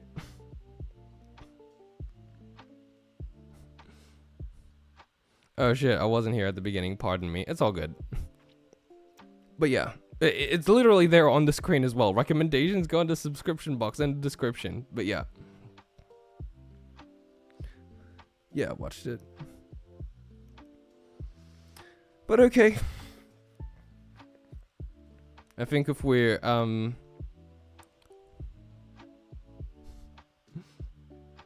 try and find it first.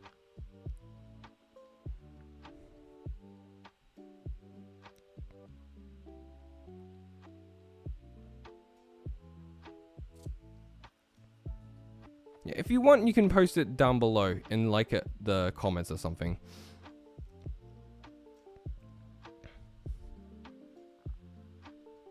Yeah, Ray is the quintessential kudere. Everyone else is in a spectrum. Maybe AI from 100 Girlfriends too. Yeah, she's basically exactly what a kudere is. I mean, kind of like how Asuka kind of provided a huge like foundation for the tsundere trope as well. So, but yeah,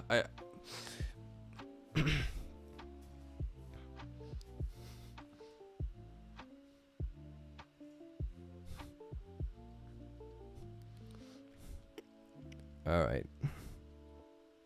If we don't have that much to talk about, I can just end the stream, guys, because it is getting late for me.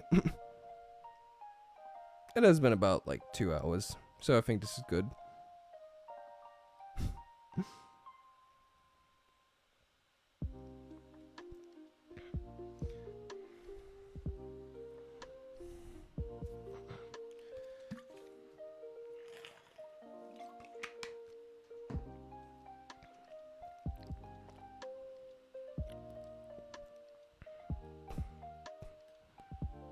All right.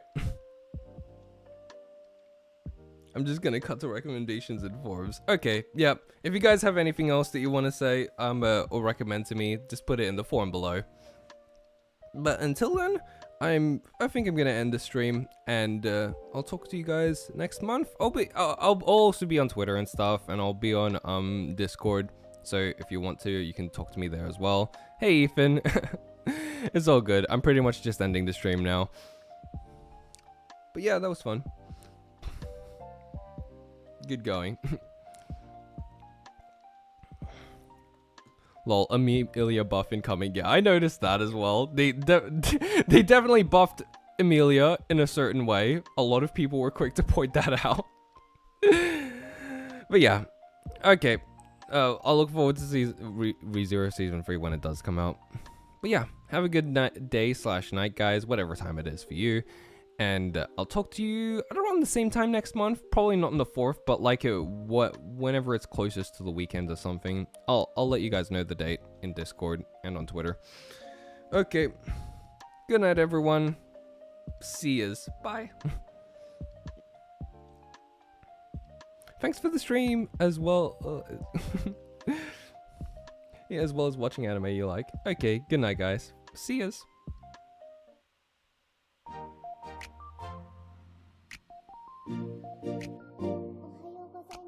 おはようございます。